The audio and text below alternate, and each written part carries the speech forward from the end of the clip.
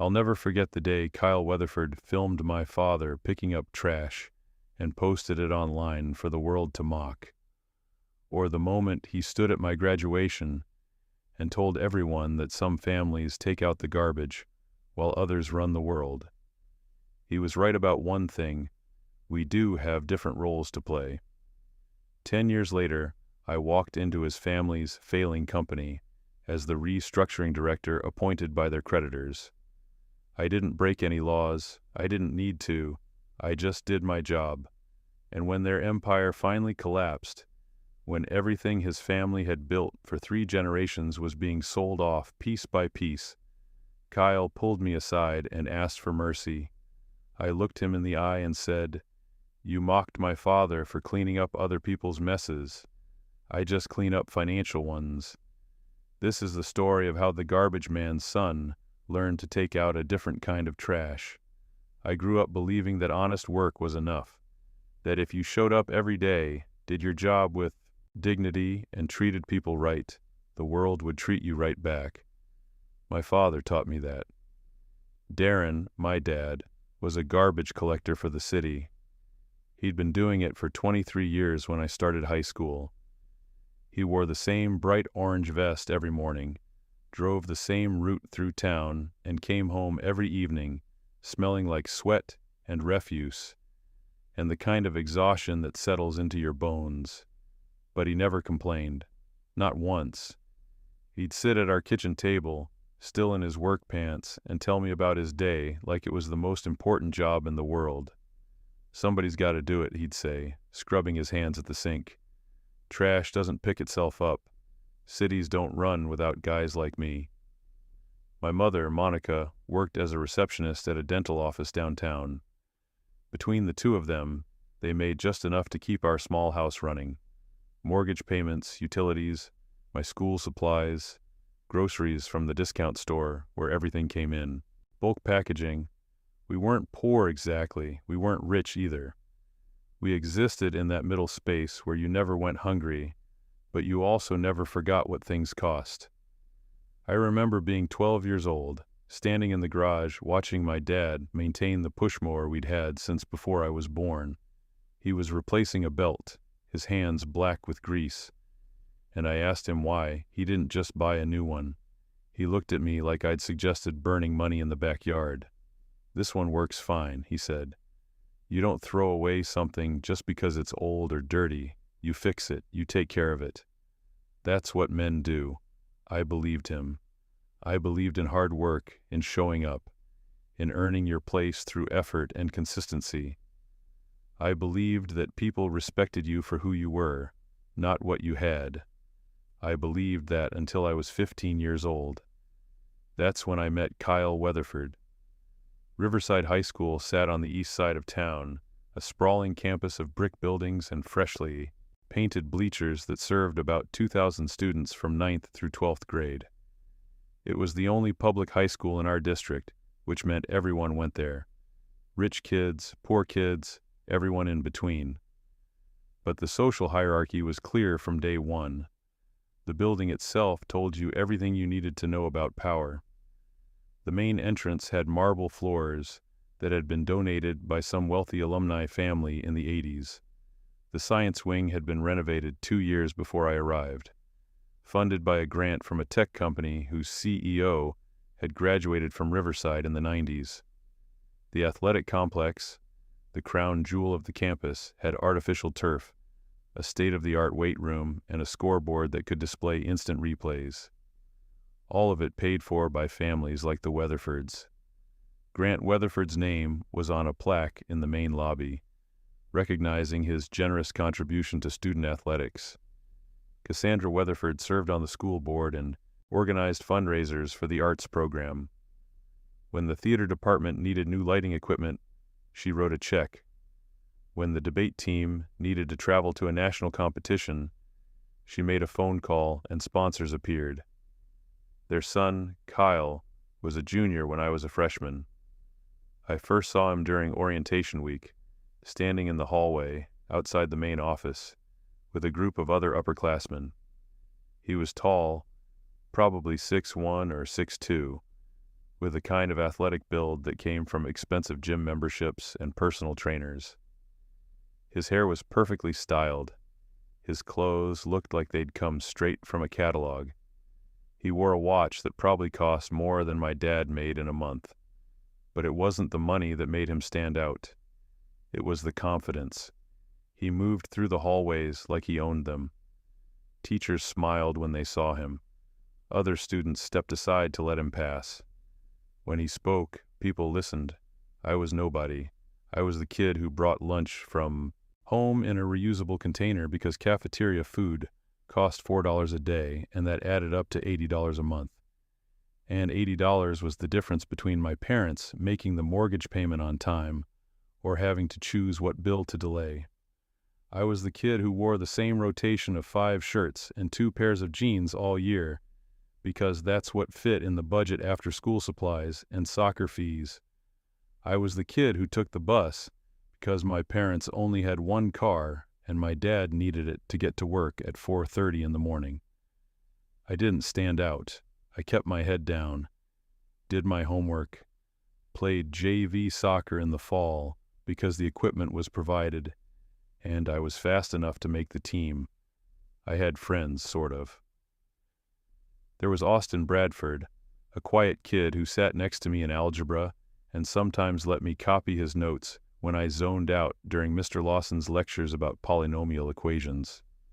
There was Micah Holloway, who lived 3 streets over from me, and occasionally invited me to play video games at his house when his parents were working late shifts.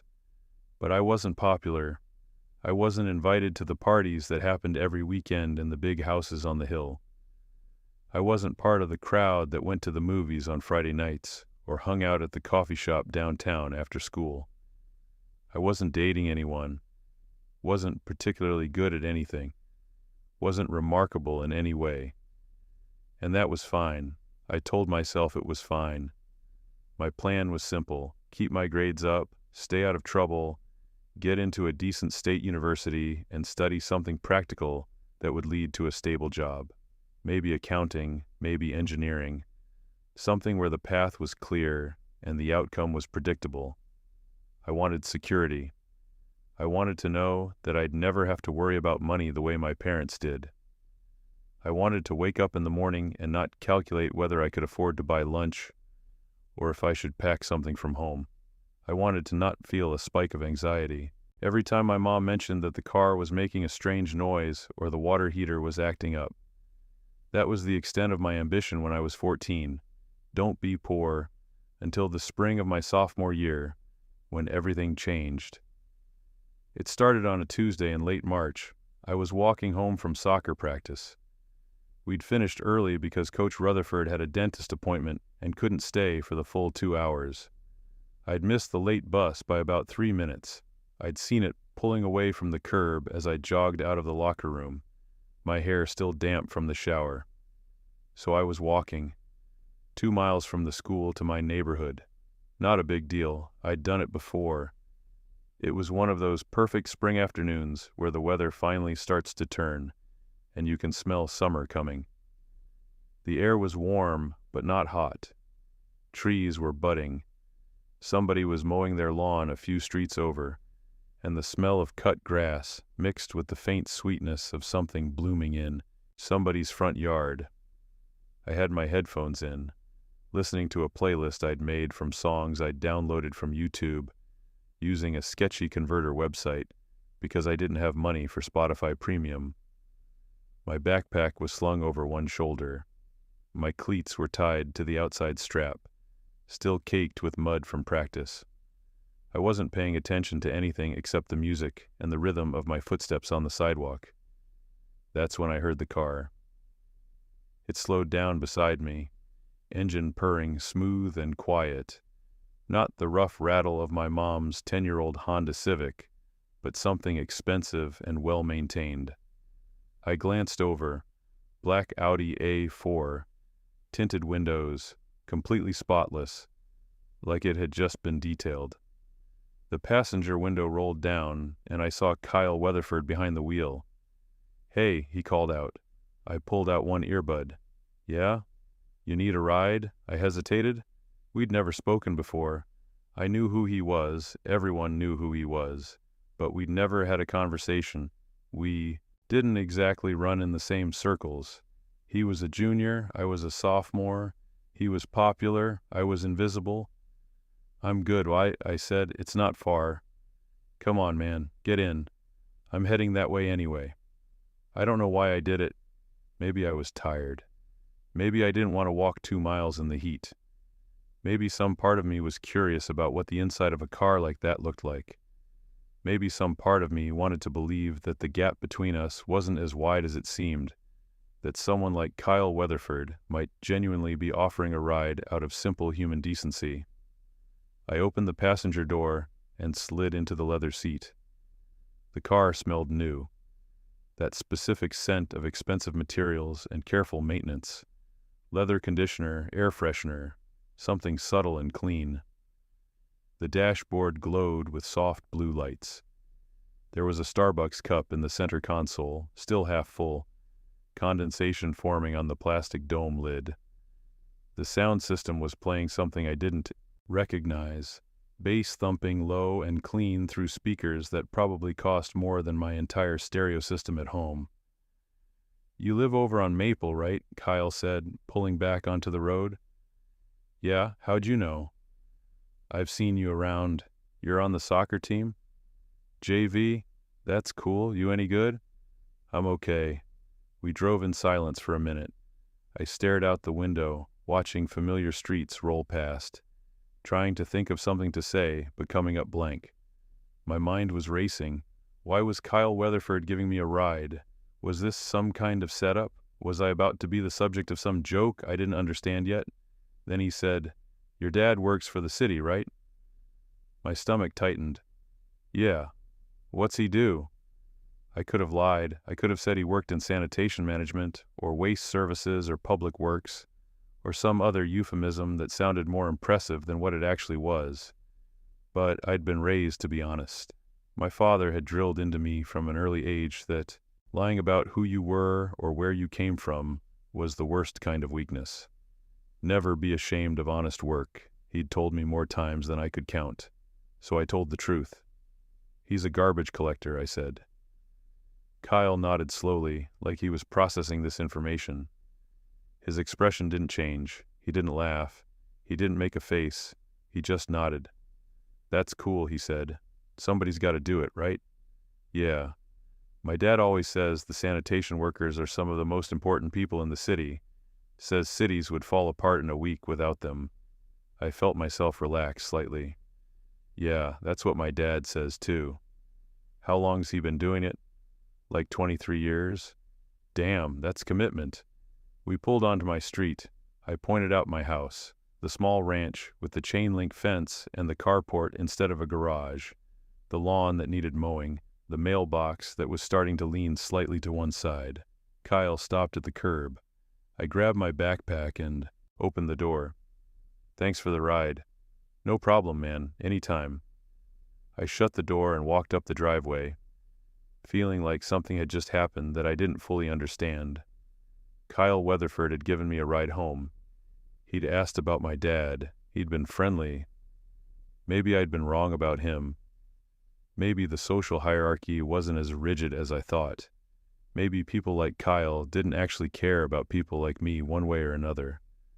We just existed in different orbits, and occasionally those orbits intersected. And when they did, it was fine. I wouldn't understand how wrong I was until 2 weeks later. The video showed up on a Monday morning. I was sitting in second period English, half listening to Mrs. Sanderson lecture about symbolism in The Great Gatsby, when Austin leaned over and whispered, "Dude, did you see what Kyle posted?" "What are you talking about?"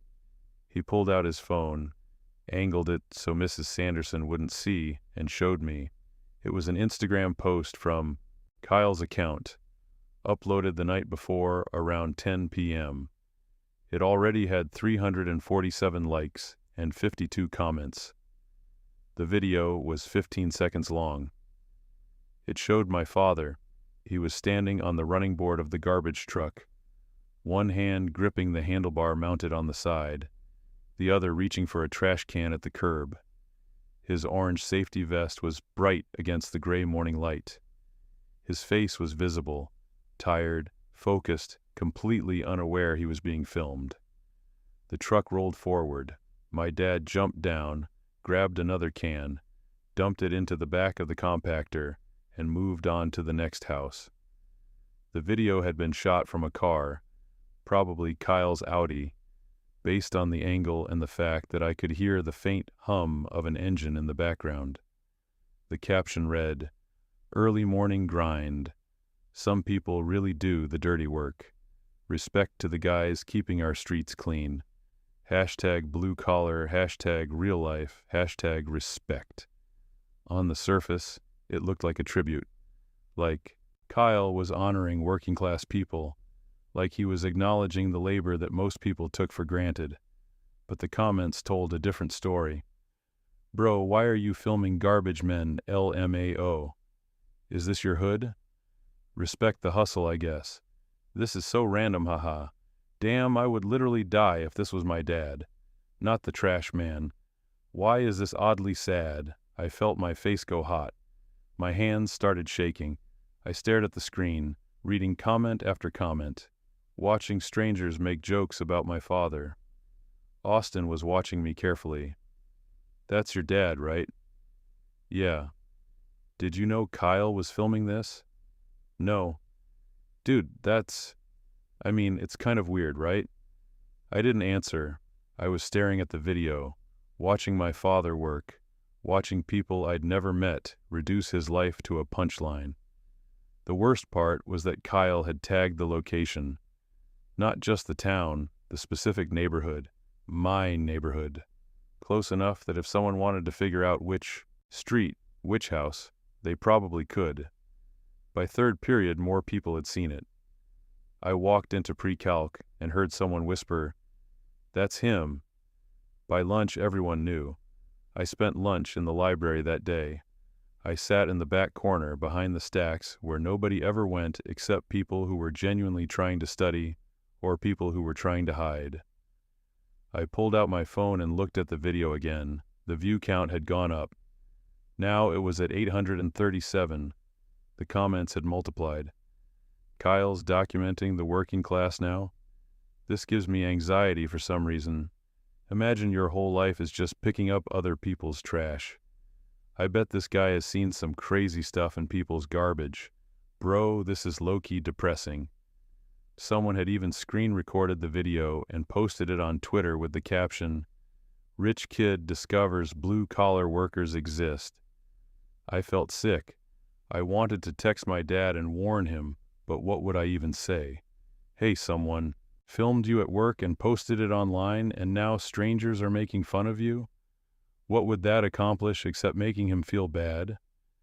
I closed Instagram and tried to focus on my homework, but I couldn't concentrate. All I could think about was the fact that hundreds of people, maybe thousands by the end of the day, were watching my father work and laughing at him. The second video appeared 3 weeks later.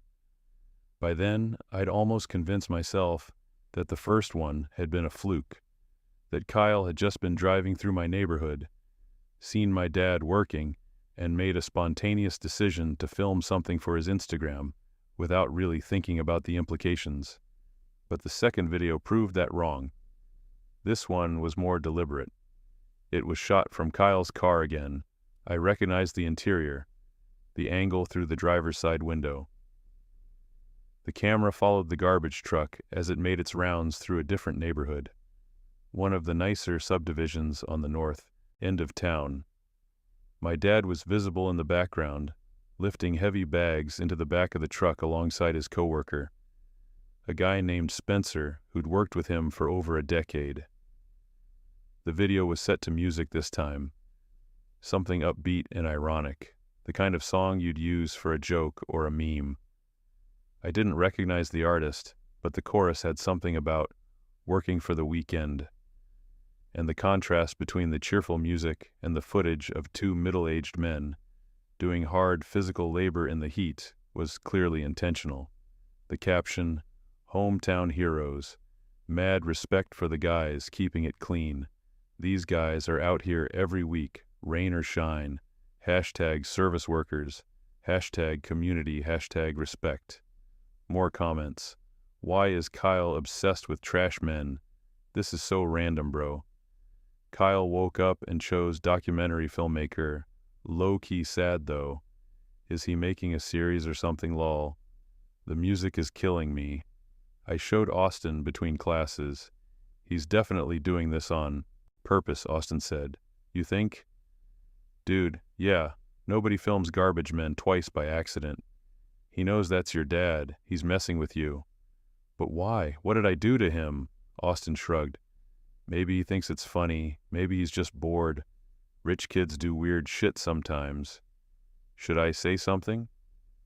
Like what? I don't know. Ask him to stop? Austin looked doubtful. I mean, you can try. But he's probably just going to say he's not doing anything wrong. Technically, he's not. That was the problem. Kyle wasn't breaking any rules. He wasn't threatening anyone. He wasn't posting anything explicitly mean. On the surface, every video looked like genuine appreciation for working-class people. But the subtext was clear. He was making a spectacle out of my father's life. He was turning hard, honest work into content for his social media followers. He was inviting people to look at my dad and feel superior to him. And there was nothing I could do about it. I confronted him after school that day. I found him in the senior parking lot, leaning against his Audi, talking to his girlfriend, Paige Holloway, and two of his lacrosse teammates. Guys I recognized from seeing them in the hallways, but whose names I didn't know. My heart was pounding so hard I could barely breathe, but I walked up anyway. Kyle, he turned, smiled. That easy, confident smile that came so naturally to people who'd never had to worry about anything. Hey man, what's up? Can I talk to you for a second? Sure. He glanced at his friends, then walked a few steps away with me toward the bed of a pickup truck parked nearby. I kept my voice low. Why are you filming my dad? His expression didn't change. What? The videos on Instagram. That's my dad. Oh, yeah. He nodded like he'd just remembered. Yeah, I thought that was him. Small world, right? Why are you doing it? Doing what? I'm just posting content, man. I think it's cool. What those guys do, not enough people appreciate. Blue-collar work. I'm trying to shine a light on it. Then why are people making fun of it in the comments? Kyle shrugged, his expression completely neutral. I can't control what people say, dude. I'm just showing respect. If other people want to be assholes in the comments, that's on them, not me. It doesn't feel like respect. I don't know what to tell you. I'm not trying to embarrass anybody. I genuinely think sanitation workers deserve more recognition. That's all I'm doing. Then you won't post any more videos? He paused, like he was considering it. Look, I hear what you're saying. If it bothers you that much, I'll stop. It does bother me. Okay, then I'll stop. He clapped me on the shoulder, like we were old friends. No hard feelings, right? I nodded, even though my jaw was clenched so tight it hurt. Yeah, no hard feelings. Cool, Kyle said. He walked back to his friends, said something I couldn't hear, and they all laughed. I stood there in the parking lot, feeling like I'd just lost an argument I didn't even know I was having. He didn't stop. 2 weeks later, another video appeared. Then another one 3 weeks after that. Then another. The pattern became clear. Once every 2 or 3 weeks, Kyle would post another video of sanitation workers. Sometimes it was my dad. Sometimes it was other crews in different neighborhoods. Sometimes it was just footage of garbage trucks rolling through suburban streets at dawn, set to music with captions about real work and the backbone of America. Each video got hundreds of likes, each comment section filled with the same mix of performative respect and thinly veiled mockery. Kyle's trash man phase is my favorite character arc. This is giving weird documentary vibes. I can't tell if he's being serious or ironic. Bro, just start a YouTube channel at this point. The working class representation. We didn't know we needed LMAO. People at school started making jokes. Not to my face. Usually, nobody was that bold, but loud enough for me to hear when I walked past. Yo, where's the garbage man's kid? Think his dad has ever found anything good in the trash? My mom said she saw your dad on our street last week. We left some extra bags out for him. I stopped eating in the cafeteria. The noise, the crowds, the constant feeling of being watched. It was too much. I started spending lunch in the library, headphones in, pretending to study while I watched the minutes tick by until fifth period. Austin tried to talk to me about it a few more times. Dude, you know Kyle's just doing this to get under your skin, right? I don't want to talk about it. I'm just saying if you ignore it, he'll probably get bored and move on. But ignoring it didn't work. Because Kyle wasn't just posting videos anymore. It was late April when things escalated again. I was walking down the hallway between third and fourth period when I saw a group of junior guys crowded around, someone's phone, laughing. As I walked past, one of them, a lacrosse player named Trent Kirkland, looked up and saw me. Yo, is that him? Another guy turned. Holy shit, it is. They started laughing harder. I kept walking, my face burning, my hands balled into fists in my pockets. At lunch, I pulled out my phone and checked Instagram. Kyle had posted a new video that morning, but this one was different from the others. It was edited, professionally edited, like he'd spent actual time on it, or maybe paid someone who knew what they were doing. The video opened with a slow-motion shot of the garbage truck rolling down a residential street at sunrise. Golden light filtering through the trees. Dramatic orchestral music played in the background. Something that sounded like it came from a movie trailer. Then it cut to close-ups of workers throwing bags into the compactor, their faces grim and tired, sweat visible on their foreheads. Despite the early morning chill, my dad was featured prominently. There was a shot of him wiping his forehead with the back of his hand, another of him hefting a particularly heavy bag into the truck, another of him climbing back onto the running board as the truck moved to the next house. The editing made it look almost heroic. Almost. But then the caption undercut everything. They do the jobs we take for granted. They wake up before dawn. They work in the heat, the cold, the rain, and most of us never even say thank you. This is for the men who keep our communities clean. Respect.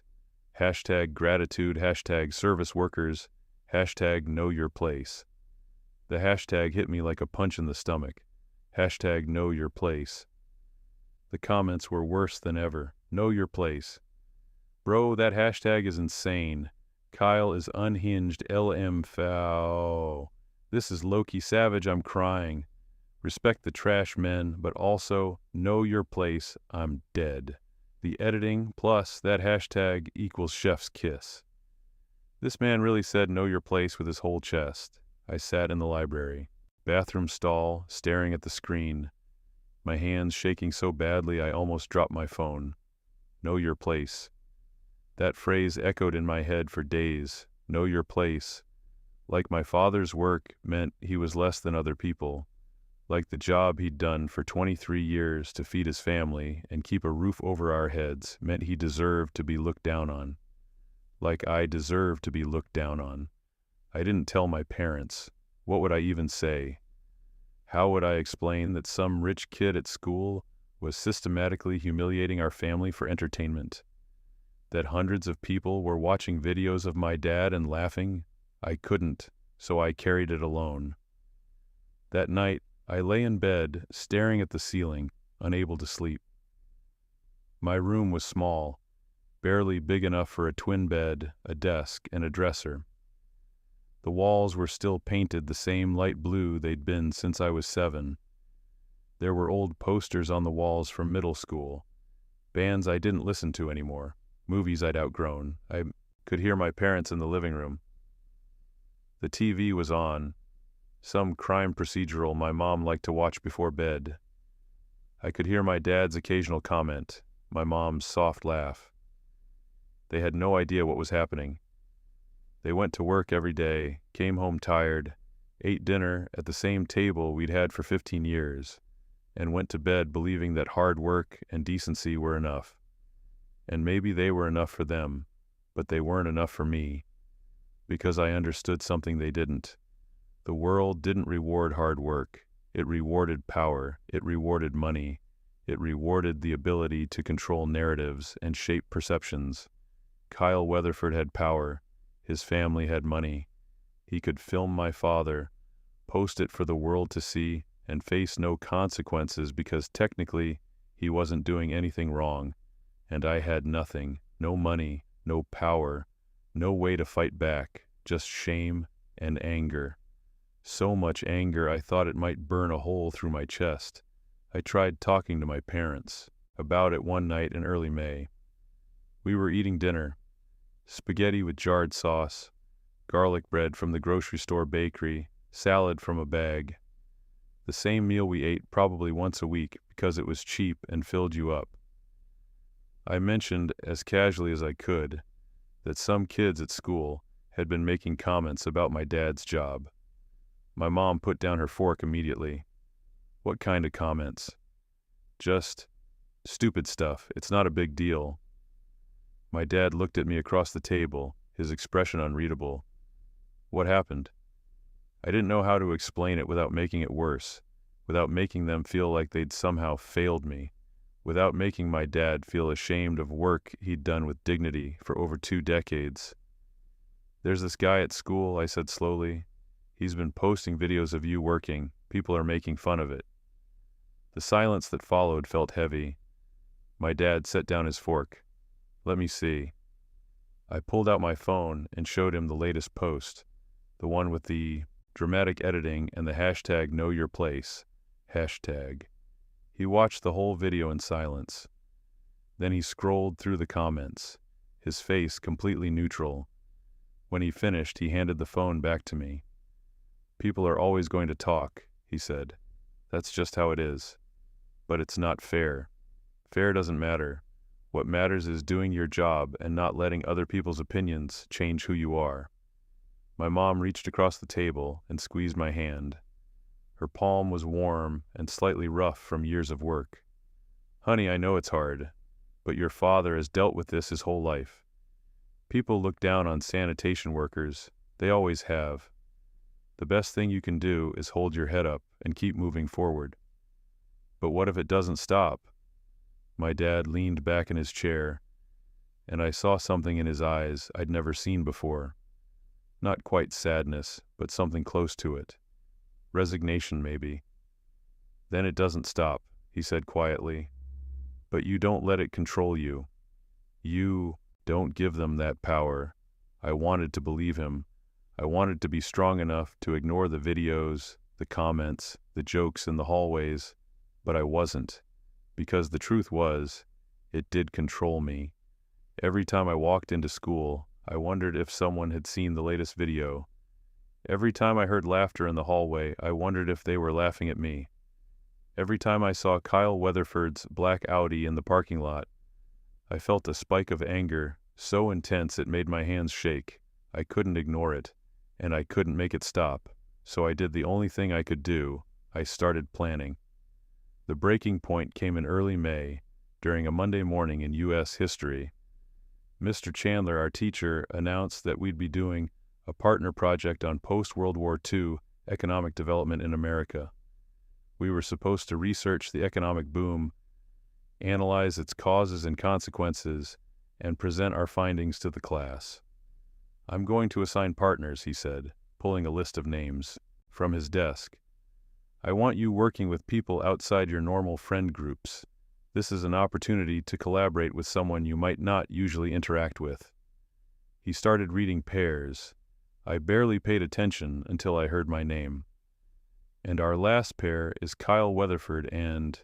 Mr. Chandler glanced at his list. You. My stomach dropped.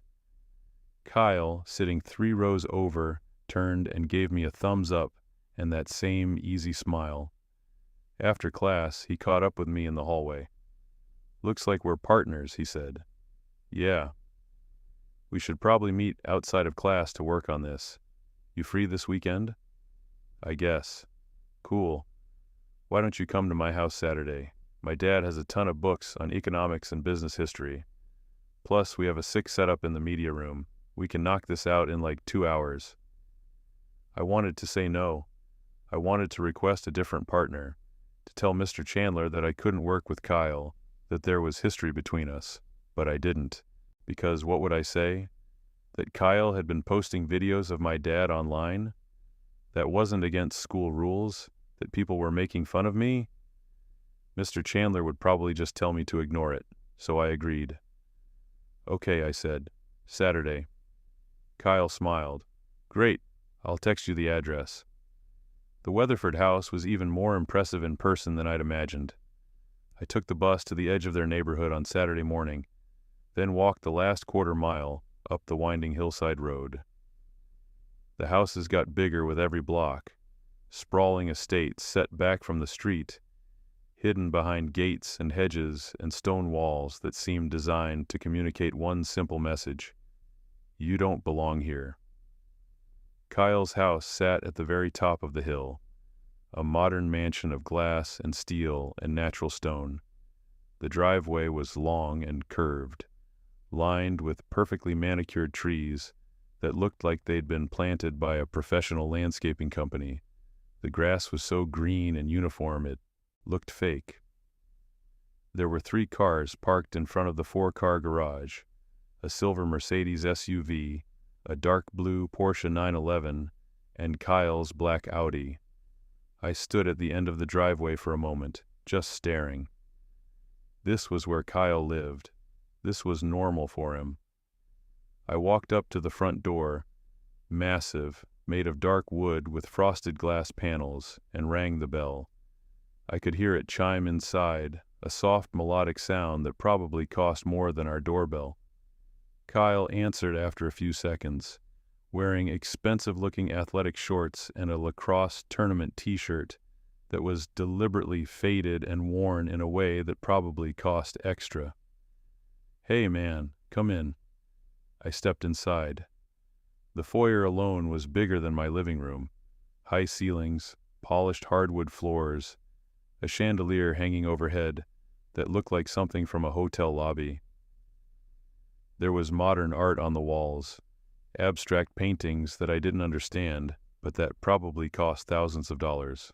A staircase with a glass railing curved up to the 2nd floor. Everything was perfect. Everything was clean.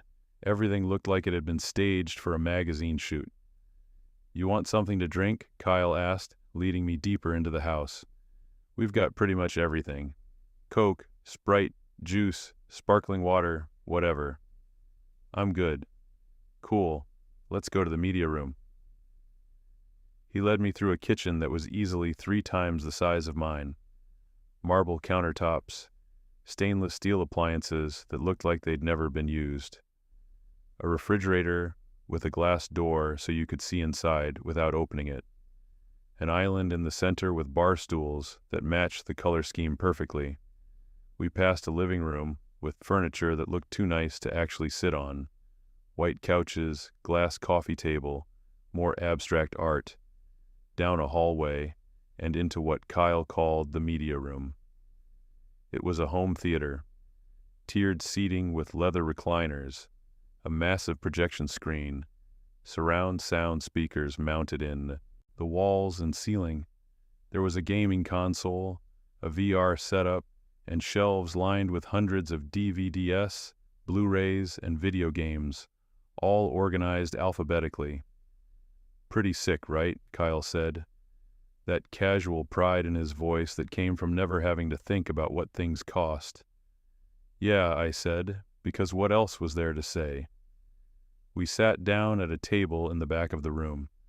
Actual workspace with power outlets and good lighting designed specifically for studying or working. For about 20 minutes, we actually worked on the project. Kyle pulled up sources on his laptop.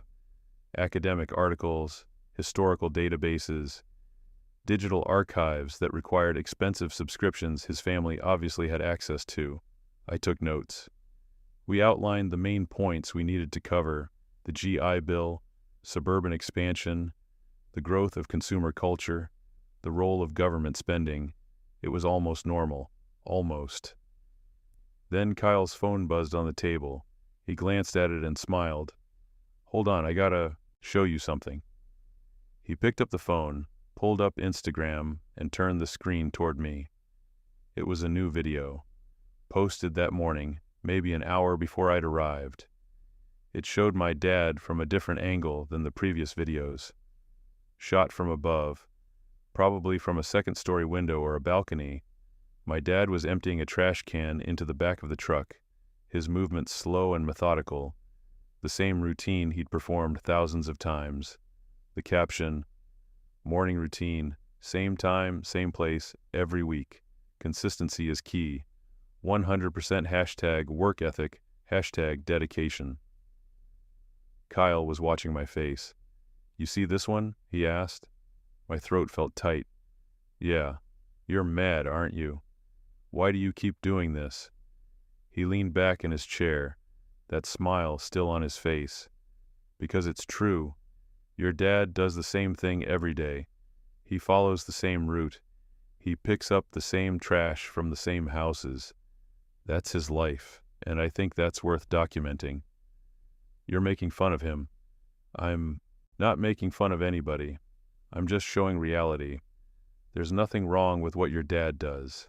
I've said that multiple times. I respect it." "Then why do people keep commenting mean stuff?" Kyle shrugged. "Because people are assholes. That's not my fault. I can't control how other people react to my content. You're encouraging it." "How?" "The hashtags, the captions, the way you edit the videos. You know exactly what you're doing."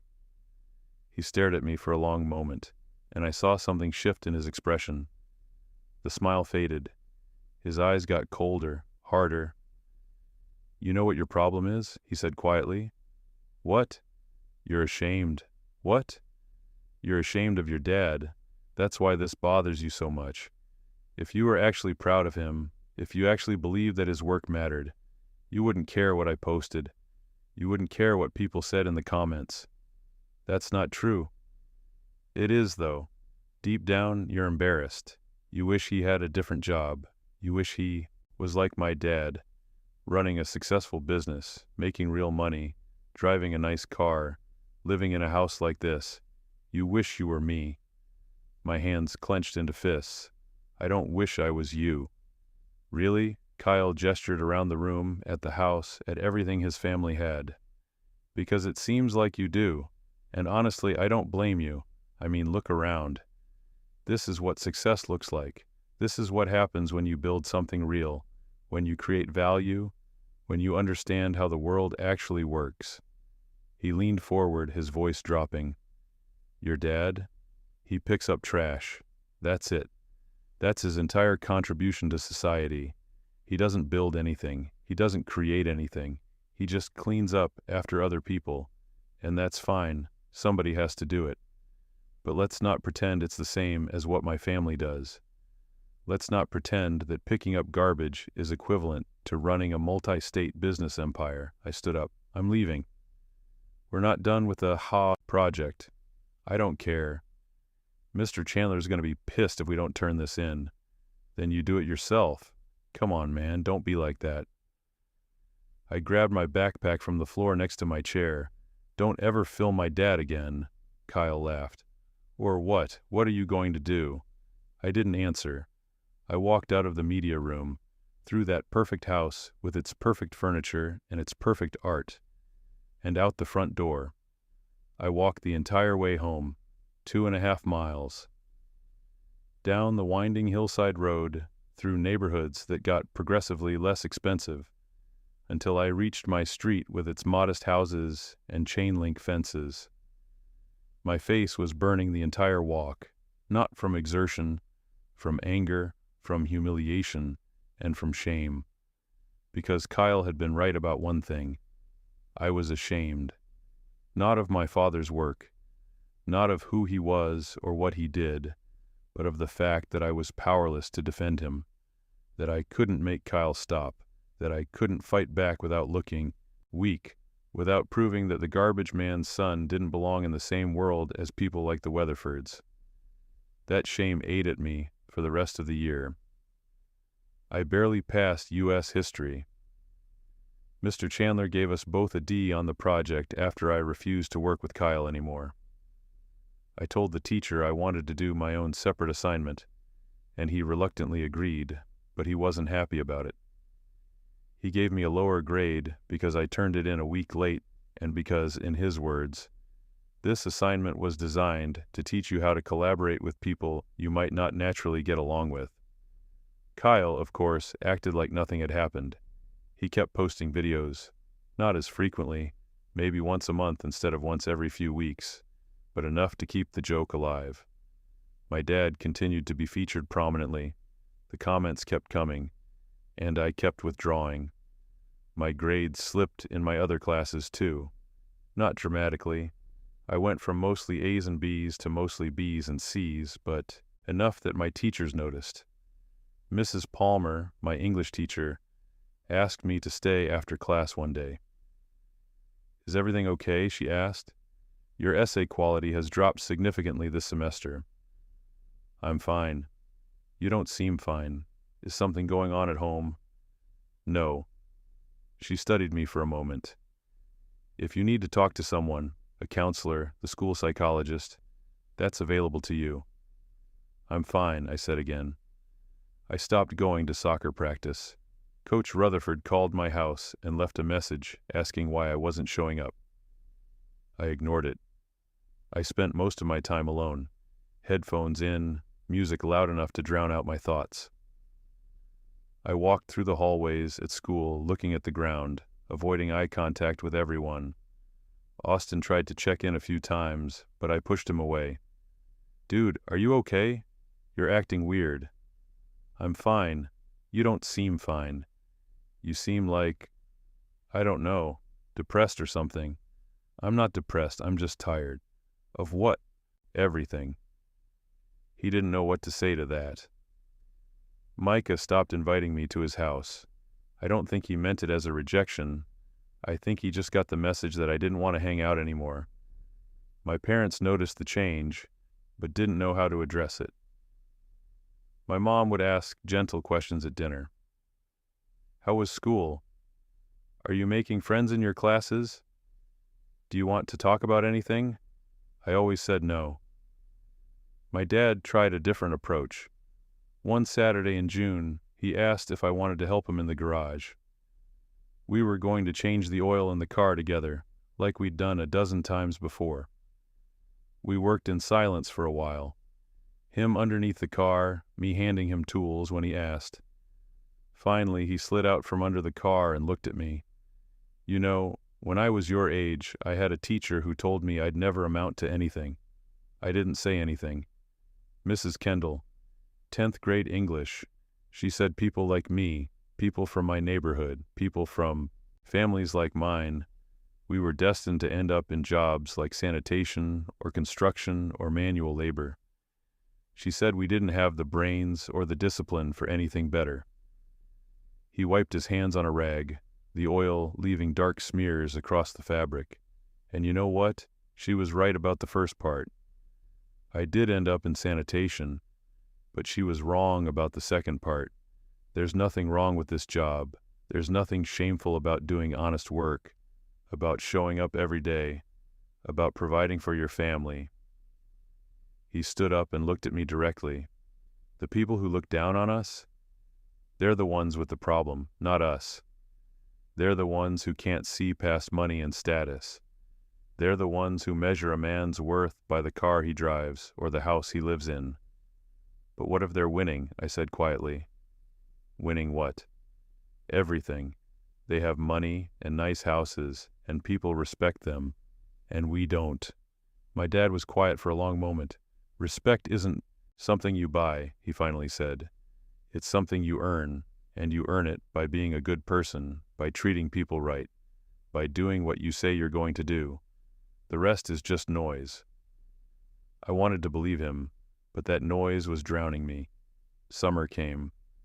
I got a job at a grocery store stocking shelves, mostly working early morning shifts before the store opened. 4 a.m. to 10 a.m., 5 days a week. The pay was minimum wage, $7.25 an hour, but I needed the money. For what? I wasn't entirely sure yet. College, maybe, or just to have something that was mine, something I'd earned, something that proved I wasn't completely powerless. I worked in silence, listening to music through earbuds, while I unpacked boxes and organized shelves. The work was mindless, repetitive, exactly what I needed. No thinking required, just physical labor.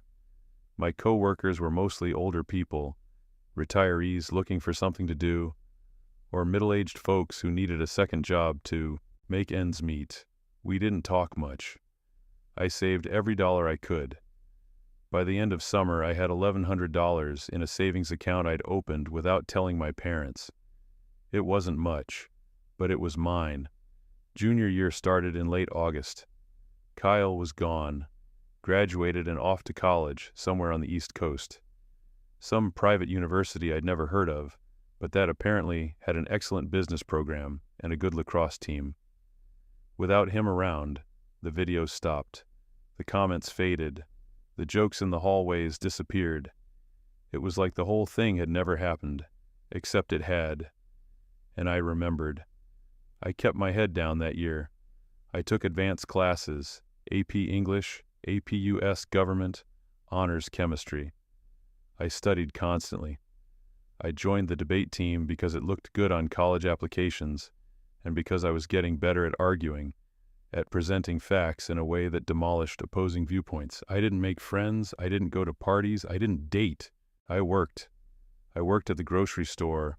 I worked on my grades. I worked on building a college application that would get me out of this town. By the spring of junior year, I had a 3.8 GPA and a list of 15 colleges I was planning to apply to. My guidance counselor, Mrs. Underwood, called me into her office in March. "I've been looking at your transcript," she said. "You've really turned things around since sophomore year. Thanks. What are you thinking for college? State schools? Private schools?" "I'm applying to a mix. Wherever I can get the best financial aid," she nodded. "Smart. Are you interested in any particular major? Maybe business, maybe economics." "Why business?" I thought about how to answer that. I couldn't tell her the truth, that I wanted to understand how power worked, how money worked, how people like the Weatherfords built empires while people like my father picked up their trash. So I said, "I like numbers. I'm good at analyzing systems." "Have you thought about finance? Investment banking? Consulting?" "Maybe." Mrs. Underwood leaned back in her chair. "You have the grades for it, and those fields pay very well if you're willing to work hard." "I'm willing to work hard," she smiled. "I believe you." I applied to 15 schools in the fall of senior year. I got into 3, a state university 2 hours away, a small liberal arts college in the Midwest that offered me a partial scholarship, and a mid-tier private school in the Northeast that gave me enough financial aid to make it almost affordable. I chose the state university. It was the practical choice, reasonable tuition. Close enough that I could visit home if I needed to, but far enough that I wouldn't have to come back every weekend. Good business program. Solid reputation. I accepted the offer in March and started making plans. Graduation was scheduled for early June. The ceremony was held in the high school football stadium on a warm Saturday afternoon. Rows of white, folding chairs stretched across the artificial turf. Parents and families filled the bleachers. A professional photographer roamed the sidelines, capturing moments for the yearbook. I sat in the third row of graduating seniors, alphabetically placed between 2 people I barely knew. A girl named Sierra Stratton, who'd been in my homeroom for 4 years, but who I'd never spoken to, and a guy named Colby Harmon, who I recognized from seeing him in the hallways, but whose voice I couldn't recall ever hearing. My parents were somewhere in the bleachers, probably near the top, where the seats were free and didn't require getting there 2 hours early to claim a spot. The valedictorian gave a speech about chasing dreams and believing in yourself, and how we were all going to change the world. The principal congratulated us and reminded us that we were the future of America, that we had unlimited potential, that the world was waiting for us to make our mark. Standard graduation speech stuff. I barely listened. Then the principal said something that made my stomach drop. "We have one more speaker today," he announced. "A member of last year's graduating class who wanted to come back and share a few words of wisdom with this year's seniors. Please welcome Kyle Weatherford." My entire body went cold. Kyle walked onto the stage wearing a suit that probably cost more than every piece of clothing I owned combined. Navy blue, perfectly tailored, paired with a crisp white shirt and a tie that matched the school colors. He looked older, more polished, like college had refined him even further. He took the microphone from the principal and smiled at the crowd. "Thanks for having me back," he said. "I know this is your day, not mine, but I wanted to take just a few minutes to talk to the graduating class, and to everyone in the stands, about something I've been thinking a lot about this year." He paused, scanning the crowd like a politician working a room. "When I was sitting where you are last year, I spent a lot of time thinking about the future, about college, career, life, about what it means to be successful, and I realized something important." Another pause. "We all have a role to play. In life, in society, in the economy. Some of us are going to build companies. Some of us are going to lead teams. Some of us are going to create things that change the world. Some of us are going to innovate, disrupt, push boundaries."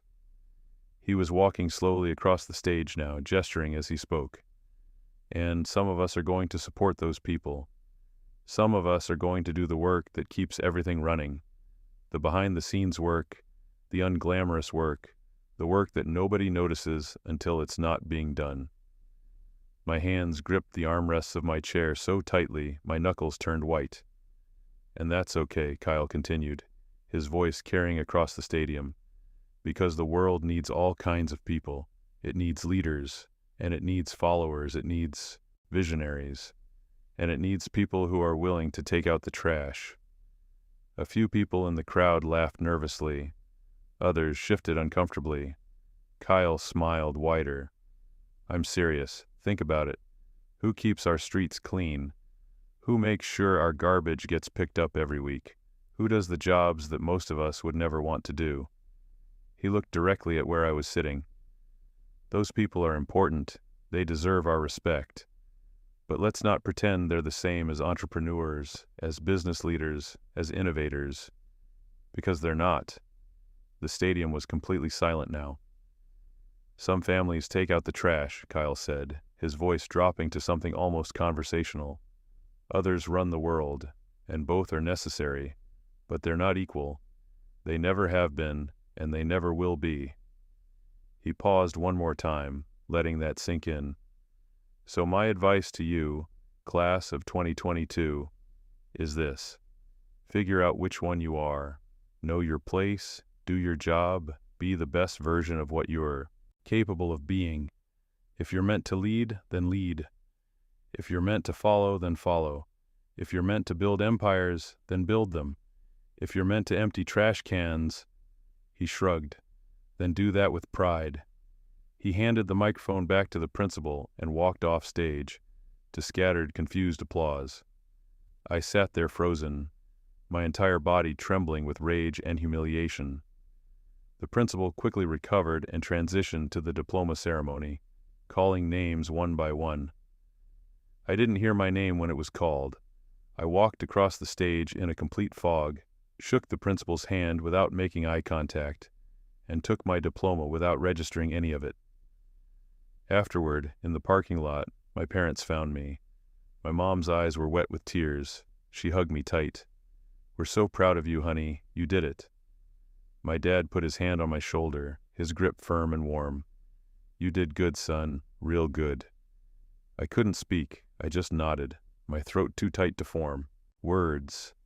As we walked toward the car, I looked back at the stadium one last time. Kyle was in the distance, surrounded by his parents and friends and admirers, laughing about something, completely at ease.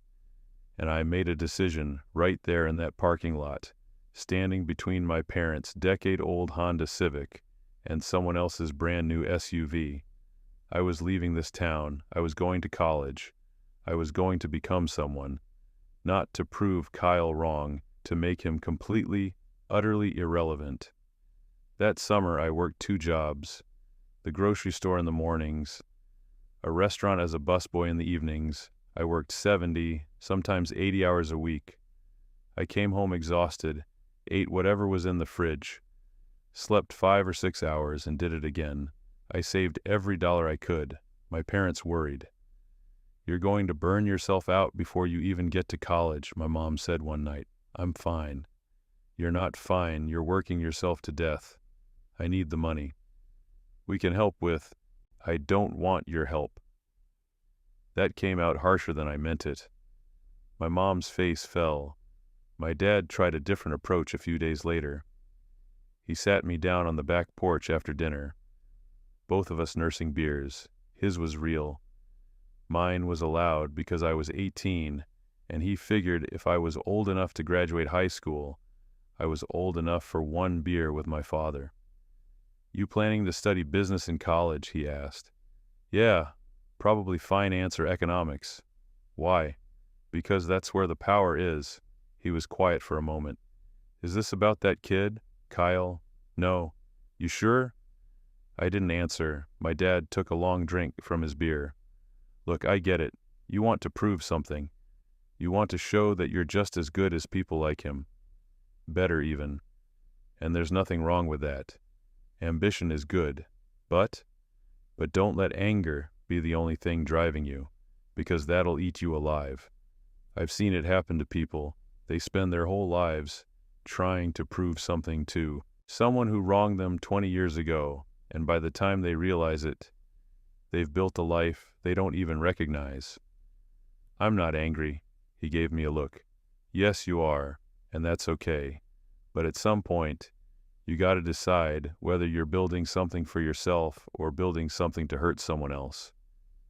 I stared out at our small backyard, the patchy grass my dad kept trying to fix, the fence that needed painting, the rusty grill we used maybe 3 times a summer. "What if it's both?" I said quietly.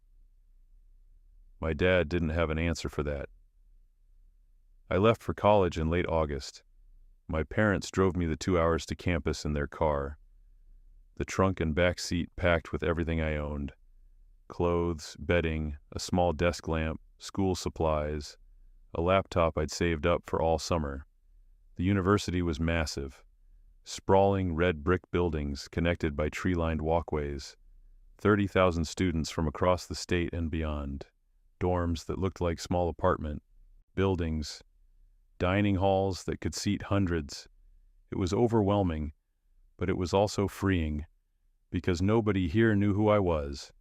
Nobody knew about Kyle, or the videos, or the garbage man's son. I could be anyone. I could start over.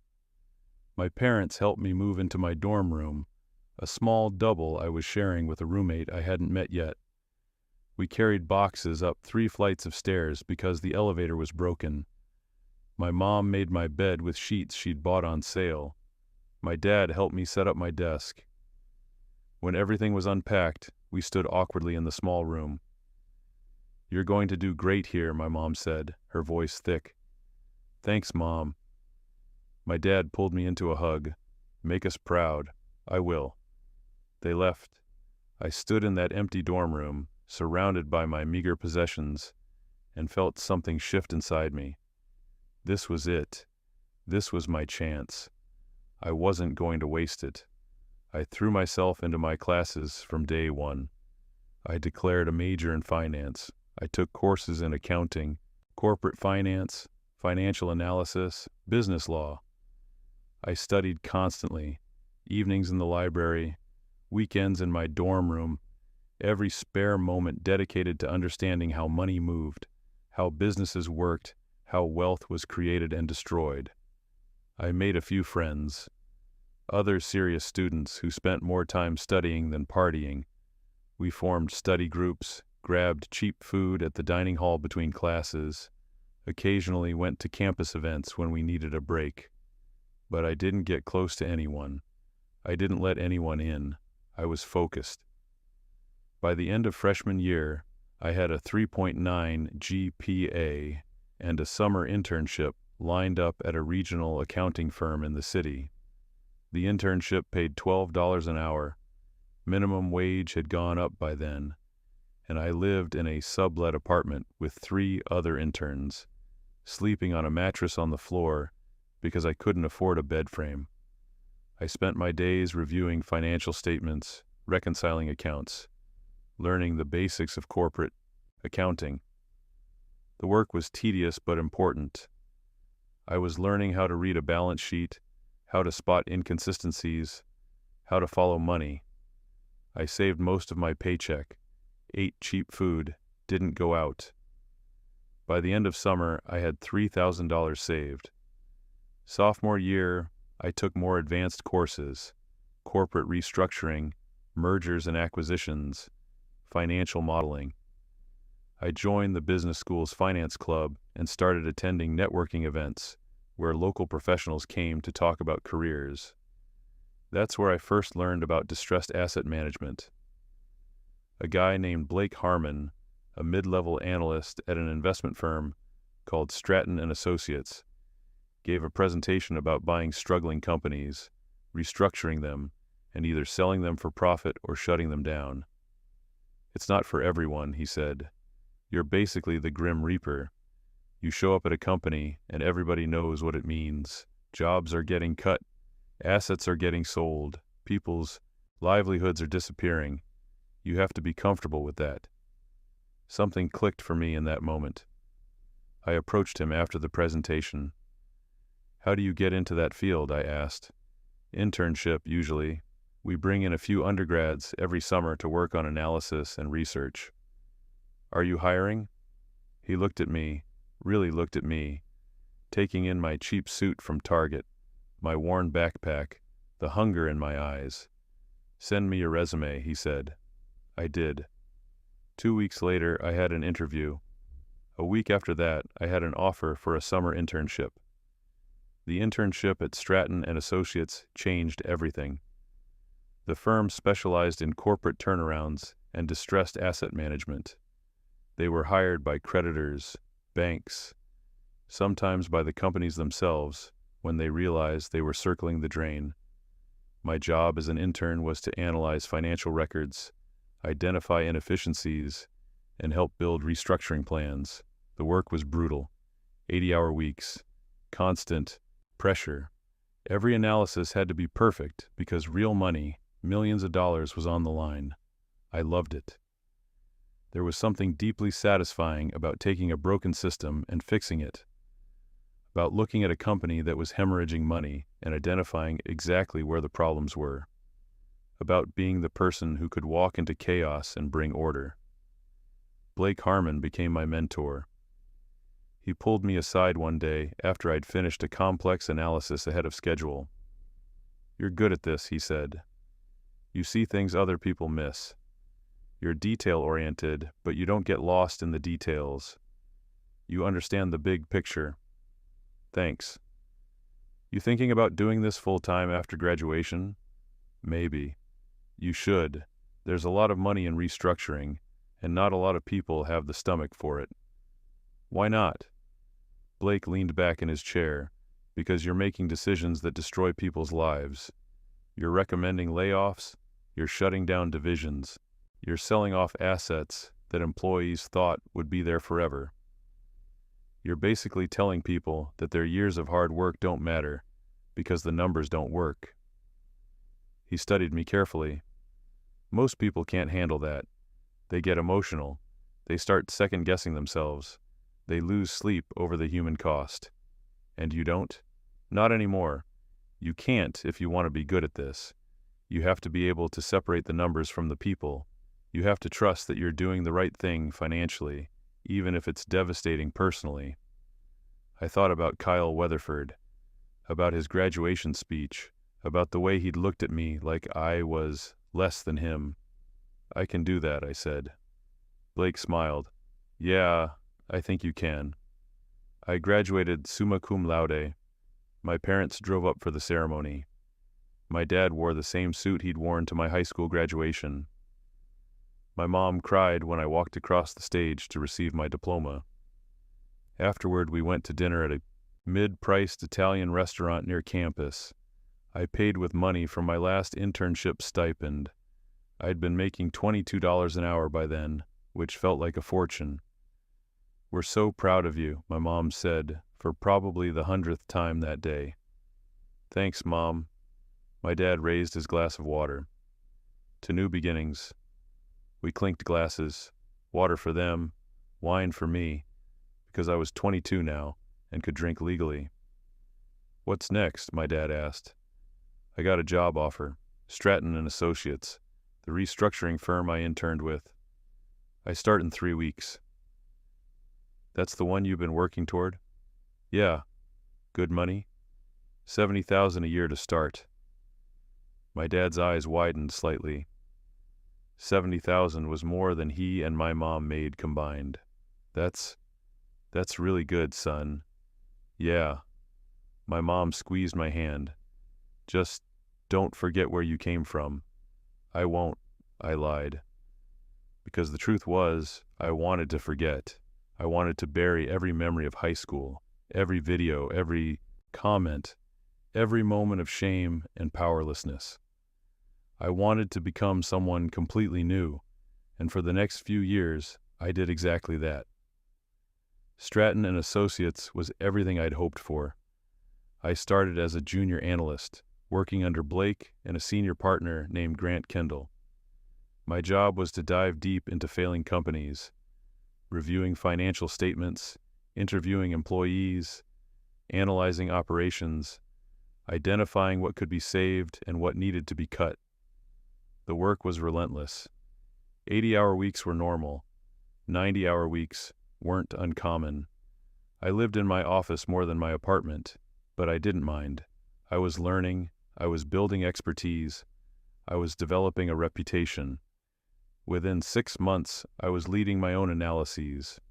Within a year, I was presenting directly to clients. Within 2 years, I was making recommendations that resulted in major restructuring decisions, and I was making money. My starting salary of $70,000 became $85,000 with my first raise, then $100,000, then $120,000, then $150,000. By my 3rd year, I was making over $200,000 annually. I moved into a nice apartment downtown, 1 bedroom, hardwood floors, floor-to-ceiling windows with a view of the city skyline. I bought expensive suits from shops where the salespeople knew your name and your measurements. I ate at restaurants where a single meal cost more than my parents spent on groceries for a week. I didn't date, I didn't have hobbies, I didn't have friends outside of work. I was building something, not just a career, not just wealth, power. The power to walk into someone's company and decide its fate. The power to look at a balance sheet and know exactly where the vulnerabilities were. The power to make recommendations that creditors listened to, that banks acted on, that changed the course of entire businesses. Blake noticed. "You're becoming one of the best analysts I've ever worked with," he told me during my 3rd year review. "You're efficient, thorough, ruthless when you need to be. Clients love you because you give them answers. You don't equivocate, you don't hedge. You tell them what needs to happen, and you're usually right. Thanks. How do you feel about taking on bigger projects?" "More responsibility? I'm ready." "Good. Because I've got something for you." The first major project I led solo was a regional restaurant chain that had expanded too aggressively and was drowning in debt.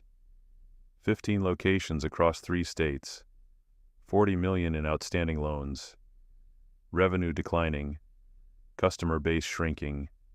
The creditors hired us to determine if the company could be saved or if it should be liquidated.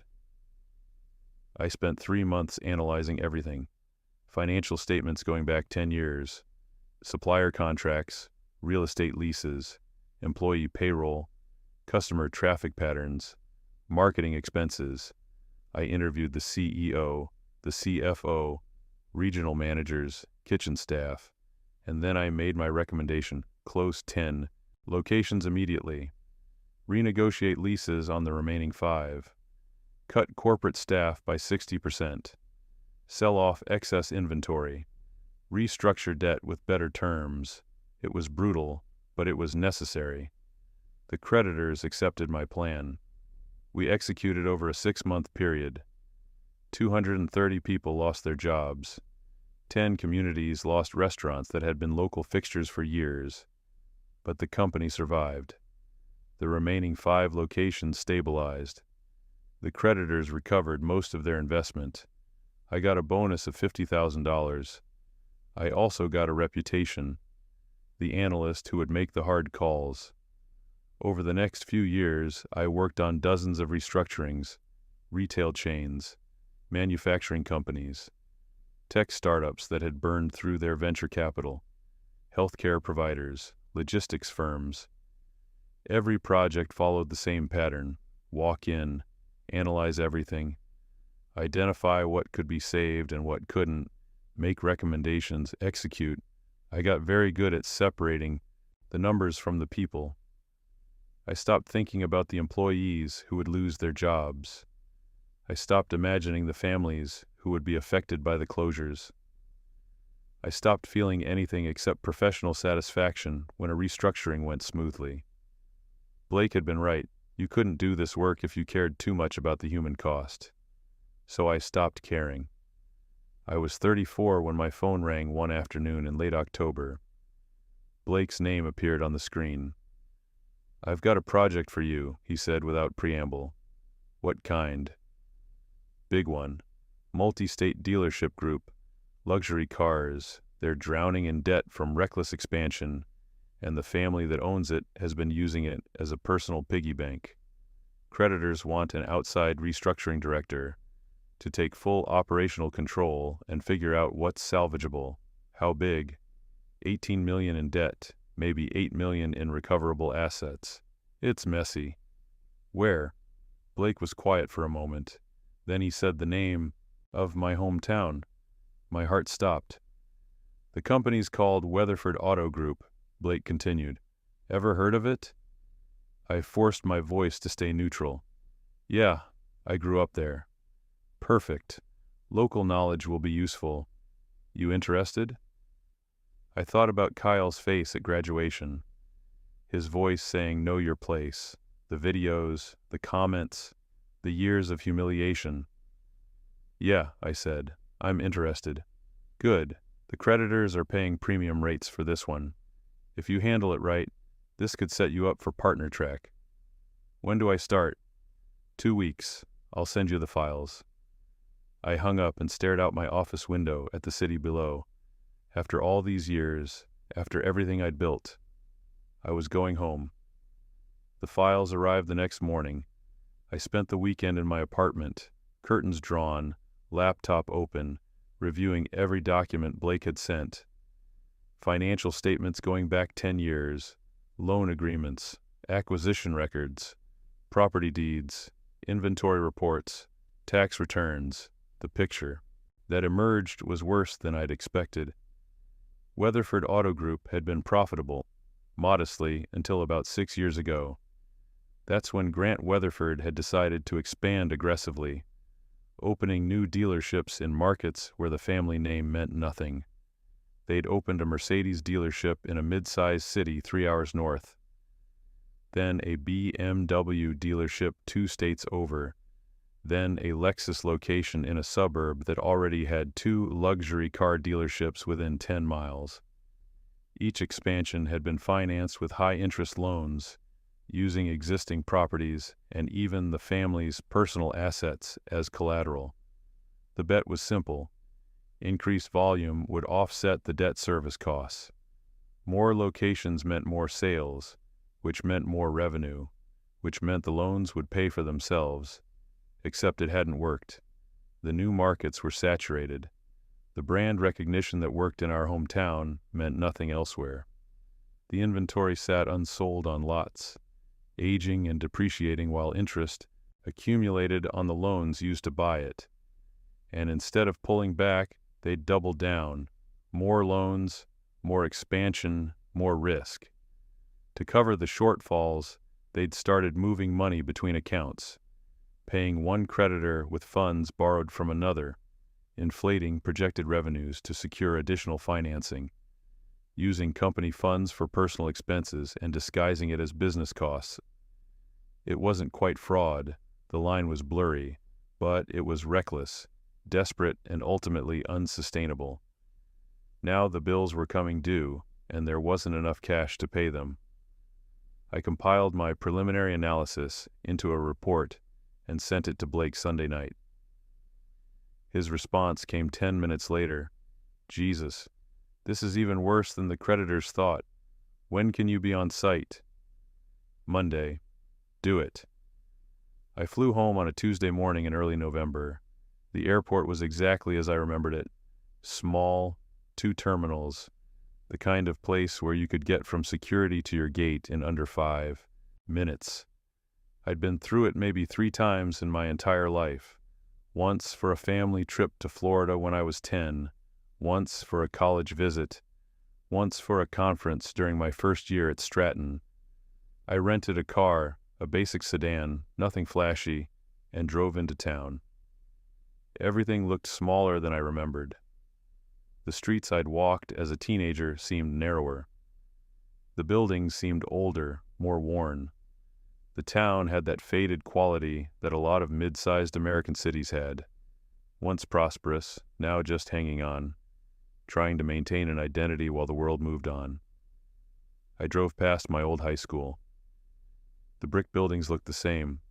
The parking lot where Kyle had given me that first ride was still there, probably still filled with students who had no idea they were living out the same social hierarchies that had existed 10 years ago. I drove past my old neighborhood. The houses looked exactly the same. Small ranches with chain-link fences, cars that were practical rather than impressive, lawns that were maintained but not manicured.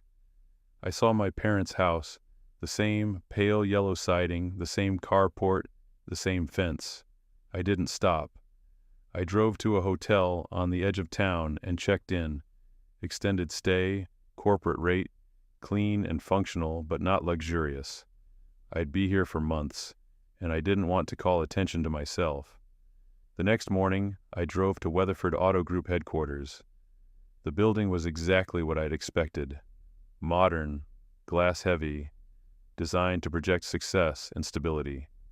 It sat on a sprawling lot on the north end of town, surrounded by inventory.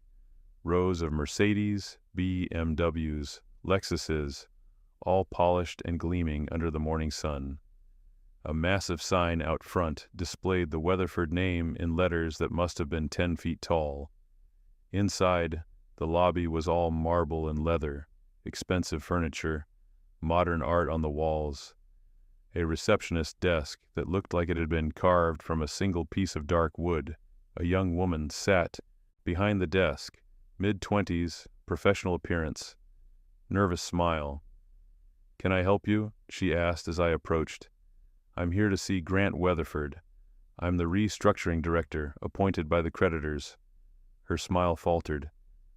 "Oh, of course. Let me call upstairs." She picked up the phone, spoke quietly, then hung up. "He'll be right down." I waited. The lobby was silent except for the soft hum of air conditioning and the distant sound of someone talking on a phone somewhere deeper in the building. Grant Weatherford appeared a few minutes later. He looked older than I remembered from the photos. His hair had gone mostly gray. His face was lined with stress. He wore an expensive suit, but it hung on him like he'd recently lost weight. He extended his hand. "Grant Weatherford." I shook it. "I'm here to begin the audit and restructuring process." Right. Yes. We've been expecting you. He glanced at the receptionist, then back at me. Why don't we talk in my office? I followed him through the building. We passed cubicles where salespeople were making calls, conference rooms with glass walls where meetings were happening, a break room with expensive coffee machines and catered pastries. Everything screamed, we're successful, we're thriving, everything is fine. But I'd read the financials. I knew better. Grant's office was on the third floor, a large corner space with floor-to-ceiling windows overlooking the dealership lot. The desk was covered in papers, contracts, reports, sticky notes with handwritten reminders. The shelves were lined with photos, family pictures, awards from the Chamber of Commerce, plaques recognizing charitable contributions. This was a man who'd built his identity around this company, around the Weatherford name, and I was here to take it away from him. Grant sat down heavily behind his desk. I want to be clear about something right from the start. This company has been in my family for 3 generations. My grandfather started it with 1 lot and 6 cars back in 1952. My father grew it to 3 locations. I expanded it to 10. We've built something real here, and I know we've made mistakes, but we're not criminals. I'm not here to determine that, I said, my voice calm and professional. I'm here to assess the financial viability of the business and recommend a path forward to the creditors. And if that path involves shutting us down, then that's what they'll decide based on my analysis. Grant rubbed his face with both hands. How long is this going to take? As long as it needs to. Could be 2 months, could be 6. Will we still have control of day-to-day operations? No, I answer to the creditors, not to you. His jaw tightened. This is my company. Not anymore, I said quietly. We stared at each other across the desk. Finally, Grant said, my son is going to want to be involved in this process. Kyle. He's been helping me run things for the past few years. He handles expansion strategy and marketing. My pulse quickened, but I kept my expression neutral. Kyle Weatherford? You know him? We went to high school together. Grant's eyes widened slightly. Small world. Very small. He's been working here since he graduated college. Business degree from a private school back east. He's good at what he does. He'll want to sit in on meetings, be part of the process. That's fine, but he doesn't have decision-making authority. Nobody does, except me and the creditors. Grant nodded slowly. I'll let him know you're here. Thank you. Now, I'll need access to all financial records, tax returns, loan agreements, supplier contracts, payroll data, everything. I'll also need office space and unrestricted access to all departments. I'll have someone set that up.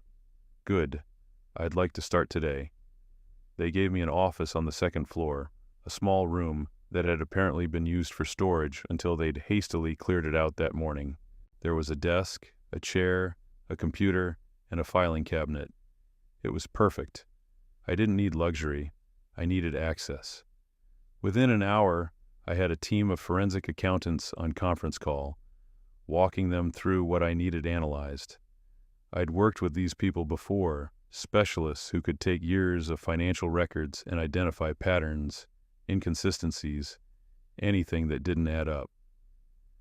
By the end of the first day, I had a preliminary understanding of just how bad things were. By the end of the first week, I had proof. The audit revealed exactly what I'd suspected, only worse. Weatherford Auto Group had $18 million in outstanding debt across multiple lenders. The loans had been taken out over a 6-year period, each one using previous assets as collateral, creating a house of cards where if one fell, everything would collapse. Revenue had declined steadily for 3 years. Sales were down across all locations. The new dealerships in unfamiliar markets were performing. Worst, some were operating at a loss every single month. Inventory was aging. Cars that should have been sold within 90 days were sitting on lots for 6 months, a year longer. Every month they sat, they lost value. Every month, interest accumulated on the loans used to purchase them. Operating costs were astronomical. The family had maintained a corporate staff of 40 people, marketing, HR, finance, operations, when a business this size needed maybe 15. Executive salaries were inflated, perks were excessive. And then there were the personal expenses hidden in business accounts. Country club memberships listed as client development. Luxury vacation expenses categorized as business travel. Personal vehicle leases for family members paid through company accounts. It wasn't illegal exactly, but it showed a fundamental misunderstanding of the line between business and personal wealth. I compiled everything into a comprehensive report. 127 pages of analysis, charts, projections, and recommendations. I sent it to the creditors on a Friday afternoon. Blake called me 30 minutes later. "This is damning," he said. "I know. They're going to lose everything." "Probably. You okay with that?" I thought about the question. Was I okay with it? "Yeah," I said. "I'm okay with it." "Good. The creditors want a meeting next week. They'll want you to present your findings and recommend next steps." "I'll be ready." Kyle showed up the following Monday. I was in my temporary office, reviewing supplier contracts, when there was a knock on my open door. I looked up. He stood in the doorway, wearing jeans and a button-down shirt that probably cost $300. He looked exactly the same, a little older, a little more polished, but fundamentally unchanged. The same confident posture, the same easy smile. "Long time," he said. I set down the contract I was reading. "Yeah.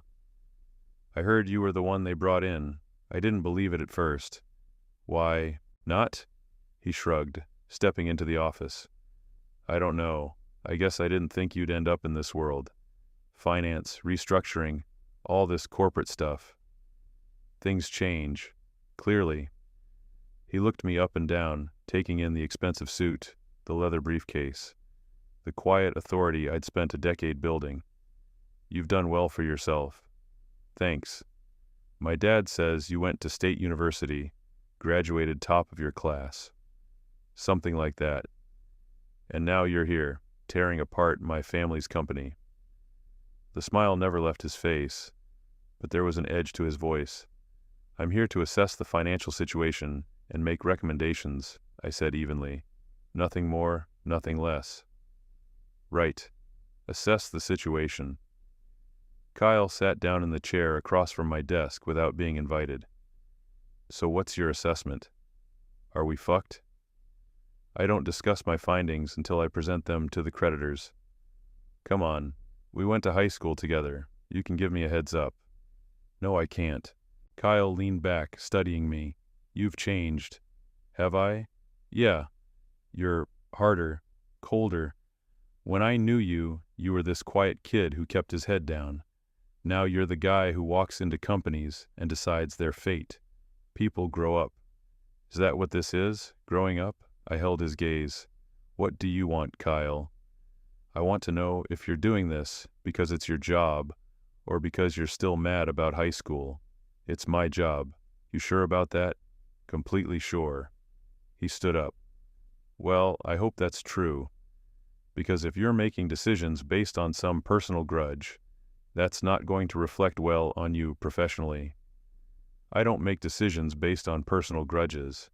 I make them based on numbers, and the numbers don't lie." Kyle walked to the door, then paused. "You know, I barely even remember high school. It was 10 years ago. Whatever happened back then, it doesn't matter anymore." "Then you have nothing to worry about." He left. I sat at my desk, my hands shaking slightly, and returned to the supplier contracts. The restructuring plan I presented to the creditors was comprehensive and brutal. The meeting was held in a conference room at a law office downtown, the same firm that represented the primary lenders. Present were 3 attorneys, 2 bank representatives, the head of the creditors committee, and me. I walked them through every page of my analysis. Weatherford Auto Group is insolvent, I began. They have $18 million in outstanding debt and approximately $8 million in recoverable assets. Even if we liquidated everything today, the creditors would take a significant loss. I pulled up a chart showing revenue decline over the past 3 years. Sales are down across all locations, but the newer dealerships, the ones opened in the last 5 years, are performing worst. These locations were poorly conceived expansions into saturated markets with no competitive advantage. Next slide, operating costs. Corporate overhead is excessive. They're maintaining a staff and expense structure appropriate for a company 3 times this size. Executive compensation is inflated. Perks are unsustainable. Next slide, personal asset exposure. The family used personal assets as collateral for business loans, specifically their primary residence and 2 investment properties. If we proceed with restructuring and those loans default, those assets will be subject to seizure. The bank representatives exchanged glances. "What are you recommending?" the lead attorney asked. 6 of the 10 locations need to close immediately. We liquidate inventory at those sites, sell the real estate, and use the proceeds to pay down debt. The remaining 4 locations stay operational under new management. We bring in professional operators, cut corporate staff by 70%, and renegotiate terms with suppliers and lenders. What about the family? They retain a minority stake, 15%, in the restructured company, but they lose operational control completely. This becomes a creditor-controlled entity. And their personal assets? The primary residence will need to be sold to satisfy the $7 million loan it's backing. The investment properties go on the market as well. Silence in the room.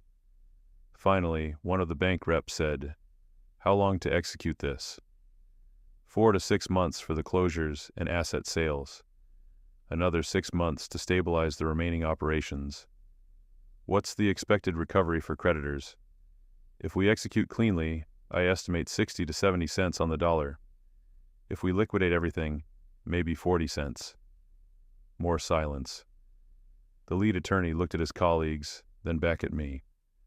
"We'll need to present this to the full creditors committee, but I think we have enough to move forward. You're authorized to begin the restructuring process." "Understood." "One more question," the attorney said. "I understand you have a personal connection to this town, to the family. Is that going to be a problem?" "No," I said. "It won't be a problem." The restructuring began in early December. I held a company-wide meeting on a Monday morning, with employees from all 10 locations joining via video conference. The main showroom was packed with headquarters staff, sales teams, service department workers. I stood at the front of the room, a microphone in my hand, and delivered the news. As of today, Weatherford Auto Group is under creditor-appointed management. I'll be overseeing all operations until further notice. Over the next 60 days, we'll be implementing significant changes to stabilize the business. I could see the fear on their faces, people shifting in their seats, whispered conversations. 6 of our 10 locations will close permanently. Those closures will result in workforce reductions of approximately 230 positions. Affected employees will receive severance packages in accordance with their contracts and will have access to job placement services. A woman in the back started crying quietly. The remaining 4 locations will continue operating under new management structures. Corporate staff will be reduced by approximately 70%. If your position is being eliminated, you'll receive notification by the end of this week. I paused, scanning the room. I know this is difficult news. I know many of you have worked here for years, some of you for decades. But these changes are necessary. Without restructuring, this company will fail completely, and everyone will lose their jobs. This way, we save what we can. The questions came fast after that. Which locations are closing? When exactly are the layoffs happening? What about our health insurance? Can we reapply for positions at the remaining locations? I answered each one calmly, professionally, providing as much information as I could without making promises I couldn't keep. When the meeting ended, people filed out in silence. Some were angry, some were in shock, some were already on their phones, presumably calling family members or updating resumes. I returned to my office and began the detailed work of dismantling 6 dealerships. The next 3 months were a blur of brutal efficiency. The 6 underperforming locations closed in waves. First the worst 2, then another pair, then the final 2. Inventory was sold at steep discounts, 50% off, 60% off, going out of business sales that brought in bargain hunters and liquidators. Whatever didn't sell got shipped to auction houses. Real estate went on the market. Some properties sold quickly. Others sat for months before finding buyers willing to take former car dealerships in marginal locations. Employees were let go in tranches, 230 people total. Some took it stoically. Some broke down in HR offices. Some threatened lawsuits that went nowhere because the contracts were airtight. I watched all of it happen with professional detachment. This was what I did. This was what I was good at. Corporate staff was gutted. The marketing department went from 12 people to 2. HR went from 8 to 1. Finance went from 10 to 3. I brought in an outside management team to run the remaining 4 locations. Experienced dealership operators who knew how to run lean, profitable operations. Grant Weatherford was relegated to a consulting role with no real authority. He showed up to the office most days and sat in his office staring out the window. Kyle tried to stay involved, but I shut him down at every turn. "I'd like to sit in on the supplier renegotiations," he said one morning, catching me in the hallway. "That's not necessary. I know these suppliers. I've built relationships with them. Those relationships are being renegotiated by professionals. I could help? No." His frustration was visible, but there was nothing he could do. He had no authority, no leverage. He was powerless, exactly like I'd been 10 years ago. The final creditors' meeting was scheduled for late February. By then, the restructuring was nearly complete. 5 locations had been closed and sold. The 6th was in final negotiations. The remaining 4 dealerships were operating under new management and showing early signs of stabilization. The meeting was held in the same conference room where I'd first presented my findings. Present were the attorneys, the bank representatives, the creditors' committee, and, for the first time, Grant and Kyle Weatherford, along with their attorney. Grant looked like he'd aged 10 years in 3 months. His suit hung loose. His hands trembled slightly as he set down his briefcase. Kyle looked angry. His jaw was tight. His eyes were hard. The lead attorney called the meeting to order. "We're here to finalize the restructuring plan and determine the Weatherford family's ongoing role in the company." He nodded to me. "Let's start with an update on the restructuring progress." I walked them through everything. The closures, the asset sales, the workforce reductions, the new management structure. "We've recovered approximately $11 million through asset sales and inventory liquidation. Operating costs at the remaining locations have been cut by 60%. We're projecting positive cash flow within 2 quarters. What's the creditor recovery estimate?" 65 cents on the dollar, slightly better than initial projections. The bank representatives looked pleased. The creditors' committee nodded approvingly. Then the attorney turned to Grant. "Mr. Weatherford, you've reviewed the terms being offered?" Grant's attorney spoke up. "We have. My clients are prepared to accept a 15% stake in the restructured company with no operational control." "And the personal asset forfeitures?" The attorney's voice was quieter. "We understand that the primary residence and the 2 investment properties will be liquidated to satisfy the outstanding loans they're backing. When will those properties go on the market? The primary residence is already listed. The investment properties will be listed within 30 days. I watched Grant's face as his attorney said this. He was staring at the table, his expression blank. This was his legacy dissolving in real time. The attorney continued. We're also requiring that the Weatherford family sign a non-compete agreement preventing them from opening competing dealerships within a 100-mile radius for 5 years. We understand, Grant's attorney said. Any questions? Grant was silent. Kyle spoke for the first time. I have a question. Everyone turned to look at him. This whole process, the closures, the asset sales, the way this has been handled, was any of it personal? The lead attorney frowned. What do you mean? Kyle gestured at me. He went to high school with me. We have history. I just want to know if decisions were made based on that history or based on actual financial analysis. The room went very quiet. The attorney looked at me. Is there any validity to this concern? No, I said calmly. Every recommendation I've made has been based solely on financial data. The numbers don't lie, and the numbers showed that this company was insolvent and needed aggressive restructuring. My personal history with the family is irrelevant. Kyle leaned forward. So you're saying that if someone else had done this analysis, they would have come to the exact same conclusions?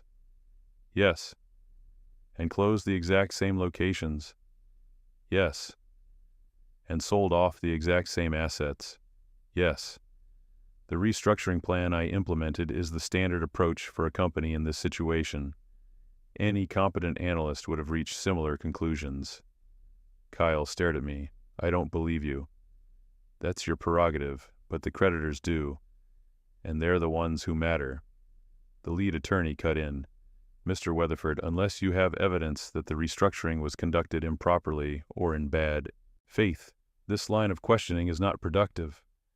I'm just saying, do you have evidence? Kyle was silent. Then we're moving forward. The attorney turned back to Grant. Mr. Weatherford, do you accept the terms as outlined? Grant finally looked up. His eyes met mine for just a moment. Then he nodded. We accept. Good. We'll have final documents drawn up by the end of the week. The meeting began to adjourn. People started gathering papers, closing laptops, standing to leave. Kyle caught up with me in the hallway, outside the conference room. Can I talk to you for a minute? He said, alone. I glanced at my watch. I have 5 minutes. We walked down the hallway, away from the others, and stopped near a window overlooking the parking lot. Kyle's voice was low, intense. I know I was a dick to you in high school. This isn't about high school. Then what is it about? Because it feels personal. It's about numbers. Your family's company was failing. The creditors hired me to fix it. That's all this is. You could have recommended a different plan. You could have given us more time. There was no more time. The numbers were clear. If I'd recommended anything else, I would have been incompetent or dishonest. Kyle ran his hand through his hair, a gesture I remembered from high school. We're losing our house. I know. That house has been in my family for 40 years. I grew up in that house. I know. And you don't care. It's not about caring. Your father used that house as collateral for a business loan. The loan defaulted. The house gets sold. That's how collateral works. Kyle looked at me like he was seeing me for the first time, like he was finally understanding who I'd become. You really hate us, don't you? He said quietly. I don't hate anyone. Then why does this feel like revenge? I stepped closer, lowering my voice to match his. You want to know the truth? I didn't take this project for revenge. I took it because it's what I do. I restructure failing companies. That's my expertise. But when I found out it was your family's company, yeah, there was some satisfaction in that. Kyle's face went pale. You spent years making me feel like I was nothing, I continued. Like my family was nothing. You filmed my father doing his job and turned it into entertainment for your friends. You stood on a stage at graduation and told an entire community that some people take out the trash while others run the world. I paused. Well, you were right about one thing. Some people do run the world, and right now, I'm running yours. So this is revenge. No, revenge would be breaking the law. Revenge would be making up numbers or falsifying reports. I didn't do any of that. Every decision I made was based on objective financial analysis.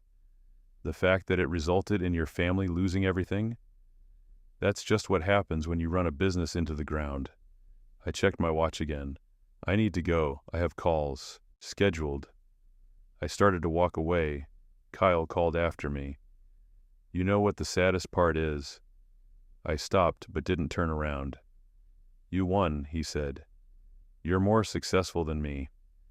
You make more money, you have more power, you got everything you probably dreamed about getting when you were that angry kid in high school. But you're still that angry kid. You're still defining yourself by what happened back then. And that means I'm still controlling your life. I turned to look at him. No, I said quietly. You're not controlling anything anymore. I walked away and didn't look back. The restructuring was completed in mid-March. The 4 remaining Weatherford Auto Group locations were operating under new management and new ownership structures. The creditors had recovered approximately $12 million of their $18 million in exposure, better than expected. My work was done. I packed up my temporary office, said goodbye to the handful of employees who'd survived the cuts, and flew back to the city. Blake called to congratulate me the day after I returned. That was exceptional work. The creditors are thrilled.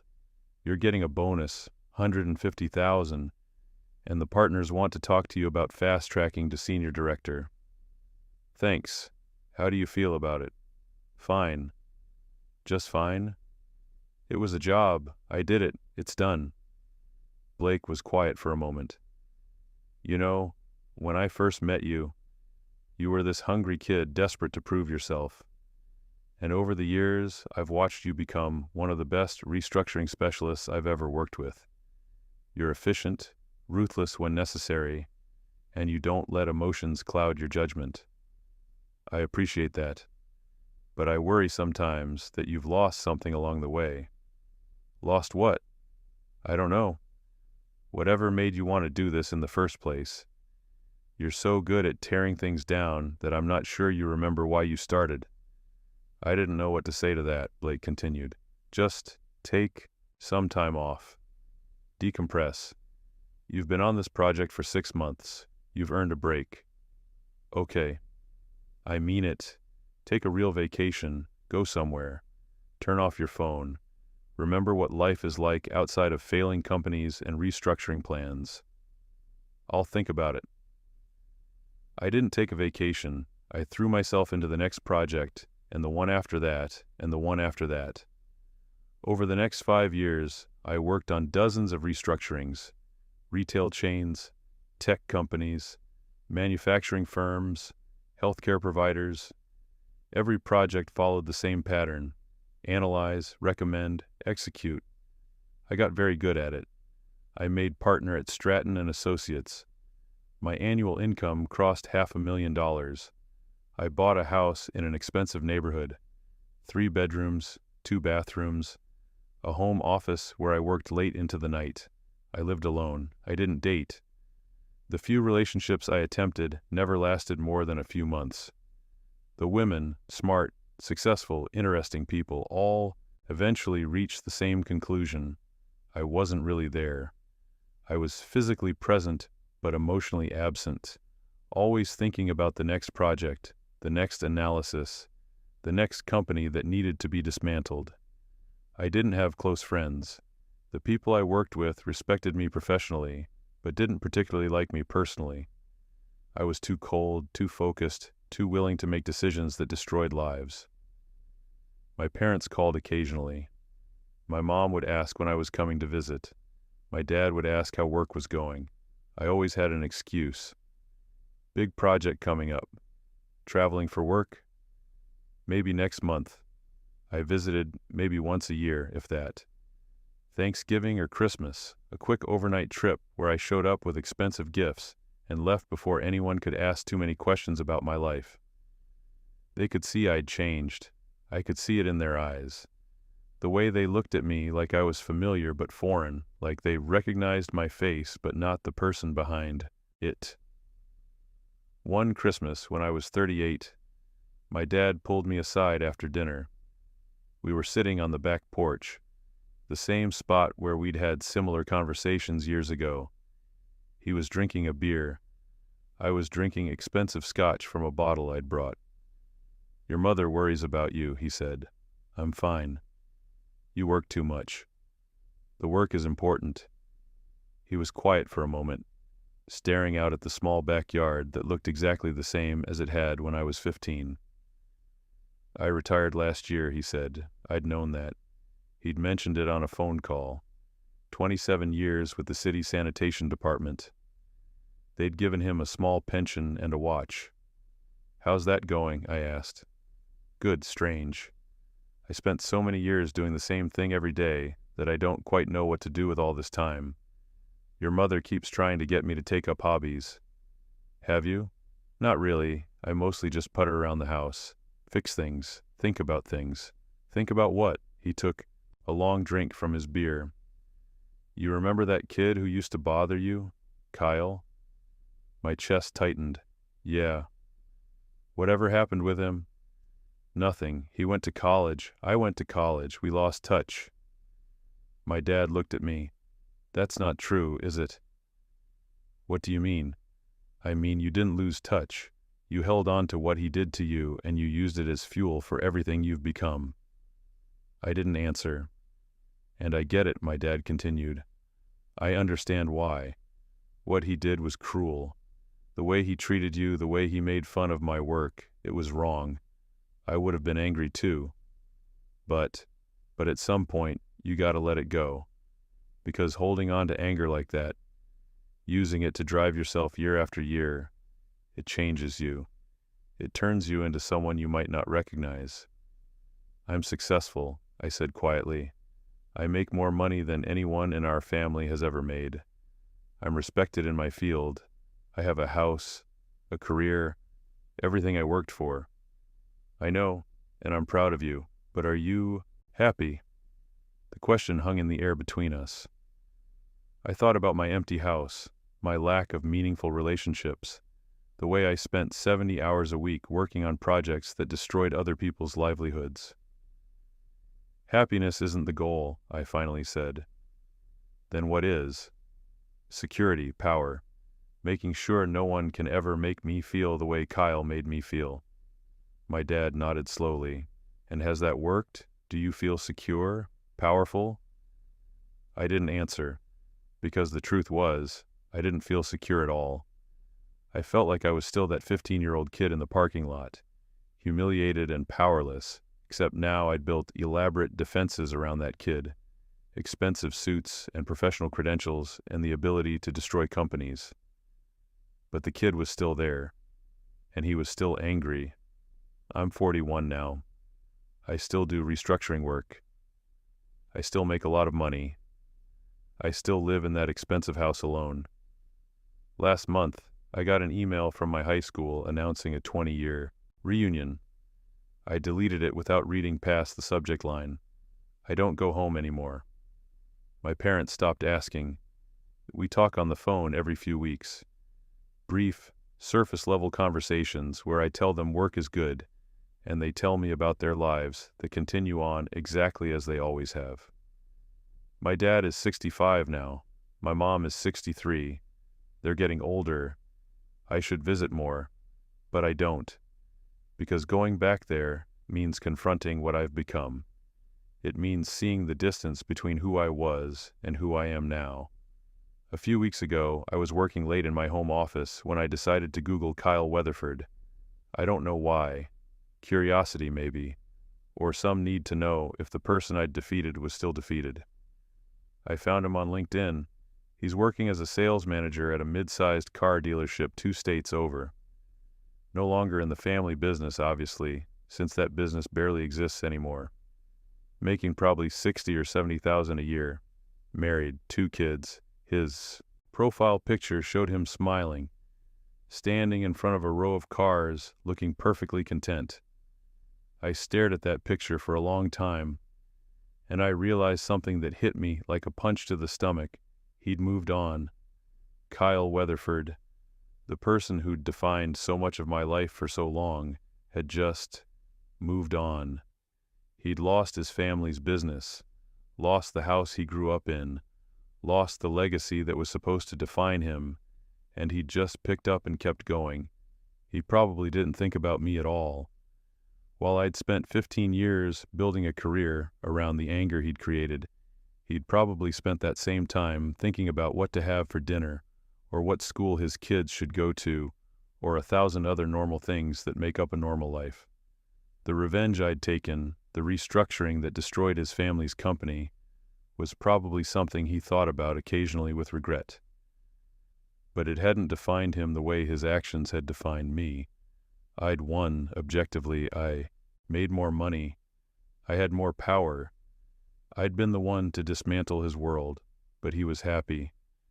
And I was alone in an expensive house at 11 o'clock on a Tuesday night, drinking scotch and Googling people from high school. I think about that a lot now, about the cost of becoming the kind of person who can do what I do. Blake was right all those years ago. This work changes you. You start out thinking you're just following the numbers, just making rational decisions, just doing what's necessary. But eventually, you realize you've become someone who can take everything from someone and sleep fine at night. Except I don't sleep fine. I lie awake thinking about the hundreds of people who've lost jobs because of my recommendations. The families who've lost their businesses, the legacies that have been dismantled. I tell myself it's necessary, that companies fail because of bad decisions, not because of me, that I'm just the instrument of economic reality. But that's a lie. I'm not an instrument. I'm a person. And I chose this work, and I chose to be good at it, and I chose to keep doing it year after year because some part of me needed the power it gave me. The power to never feel helpless again. The power to be the one making decisions instead of the one having decisions made about them. The power to ensure that no one could ever humiliate me the way Kyle had. And I got that power. But the price was becoming someone I'm not sure I like very much. Last week, I was walking through downtown and I saw a city garbage truck making its rounds. 2 workers were moving efficiently down the street, emptying trash cans, throwing bags into the compactor, moving to the next stop. One of them looked about my dad's age. He was wearing the same orange safety vest my dad wore for 27 years. And I thought about what my dad had said all those years ago. Somebody's got to do it. Cities don't run without guys like me. He was right. Those workers were doing necessary, important work. Work that kept communities functioning. Work that deserved respect. And Kyle had mocked them, had turned that work into content for social media, had used it as a way to reinforce social hierarchies. And I'd spent 15 years proving that I was better than that I was more than just the garbage man's son. But in doing so, I'd become someone who spent his life destroying things, not building, not creating, not contributing anything positive to the world, just tearing down what other people had built. I stood there on the sidewalk, watching those workers do their job, and I felt something I hadn't felt in years. Shame. Not shame about my father's work. Shame about my own. I don't know how to end this story, because it's not really over. I'm still doing the same work, still making the same money, still living the same life, but something shifted after I saw Kyle's LinkedIn profile. After I realized he'd moved on while I was still trapped in the past. I've been thinking about what would happen if I just stopped. If I quit the job, sold the house, did something completely different. I have enough money saved that I'd never have to work again if I didn't want to. I could do anything. But I don't know what that would be, because this work, restructuring, analyzing, dismantling, is all I know how to do. It's all I've been for 15 years. Without it, who am I? My dad calls sometimes and leaves voicemails. Just checking in. Haven't heard from you in a while. Call when you get a chance. I listen to them, but I don't always call back, because I don't know what to say to him. How do you tell your father that you spent your entire adult life trying to prove that his work mattered, that his dignity wasn't defined by what other people thought?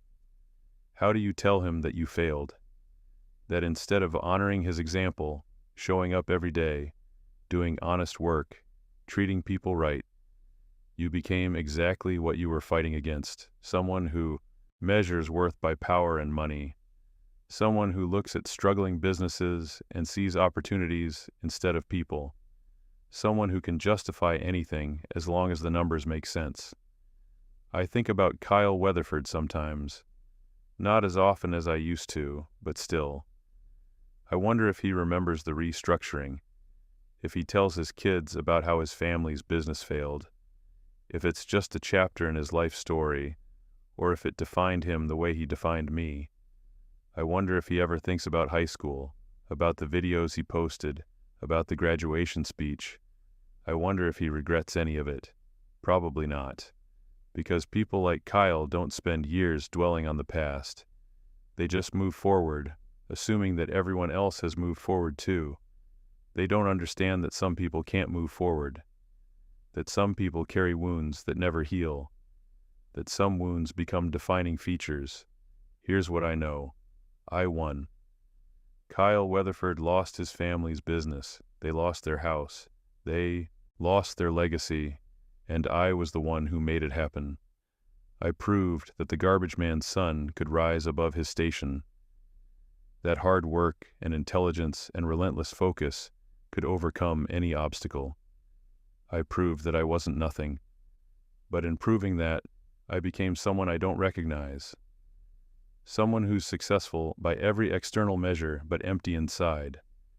Someone who has power but no purpose.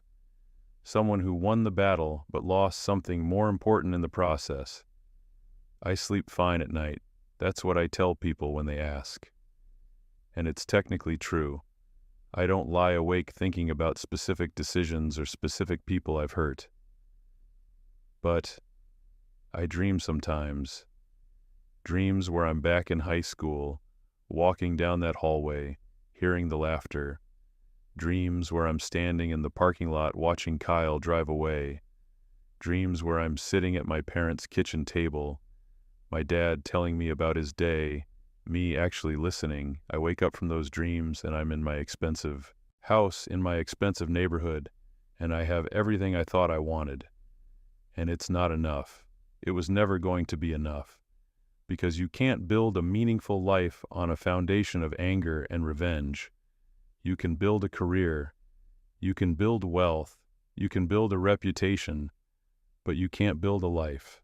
I'm 41 years old, I'm successful, I'm wealthy, I'm respected in my field, I'm completely, utterly alone, and I have no one to blame for that except myself, because I chose this path. I chose to let Kyle Weatherford's cruelty define me.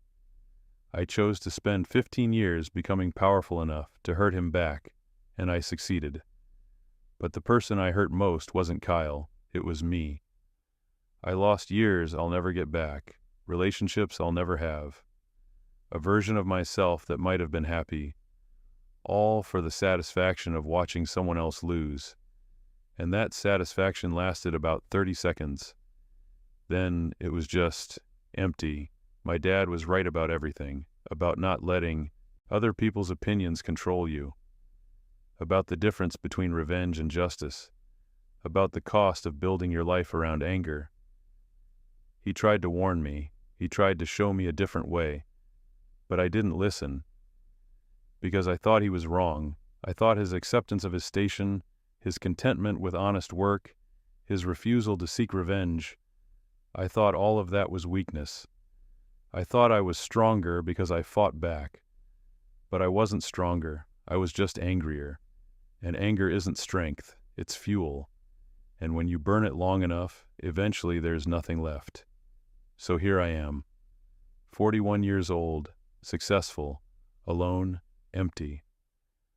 I dismantled Kyle Weatherford's family business and proved that I was better than him. And it didn't change anything. The videos are still out there somewhere, probably buried on some forgotten Instagram account. The memories are still in my head. The anger is still there. Quieter now, but never really gone. And I'm still the garbage man's son. Except, now I'm the garbage man's son, who became exactly what he was fighting against. Someone who decides that some lives matter more than others. Someone who measures worth by money and power. Someone who takes out trash, just a different kind. I don't know if I'll ever change. I don't know if I can. This is who I've become. This is what 15 years of focused hatred and ambition created. But sometimes, late at night, I think about what my life might have been like if I'd listened to my dad, if I'd let go of the anger, if I'd built something instead of spending my life tearing things down, if I'd measured success by something other than the ability to hurt the people who hurt me. Maybe I'd have a family, maybe I'd have friends, maybe I'd have a life that felt like it meant something. But I didn't choose that path. I chose revenge, and I got it. And this is the cost. They say revenge is a dish best served cold. They don't tell you that cold revenge is still just revenge, that it doesn't warm you, that it doesn't heal you, that it doesn't give you back what was taken. It just makes you cold too. I'm very good at my job. I can walk into a failing company and dismantle it with surgical precision. I can make decisions that destroy lives without losing sleep. I can win every battle I fight. But I lost the war, because the war was never really about Kyle Weatherford. It was about whether I could become someone better than the person he tried to make me into. And I failed. I became exactly what he said I was, someone who knows their place. My place just happens to be at the top of a hierarchy I no longer believe in, making more money than I need, in a life that feels completely meaningless. I won, and I'll never be free. Stories like this happen more often than we think. Subscribe if you want to hear the ones that usually stay unspoken. And if this story made you pause, a like helps the channel grow.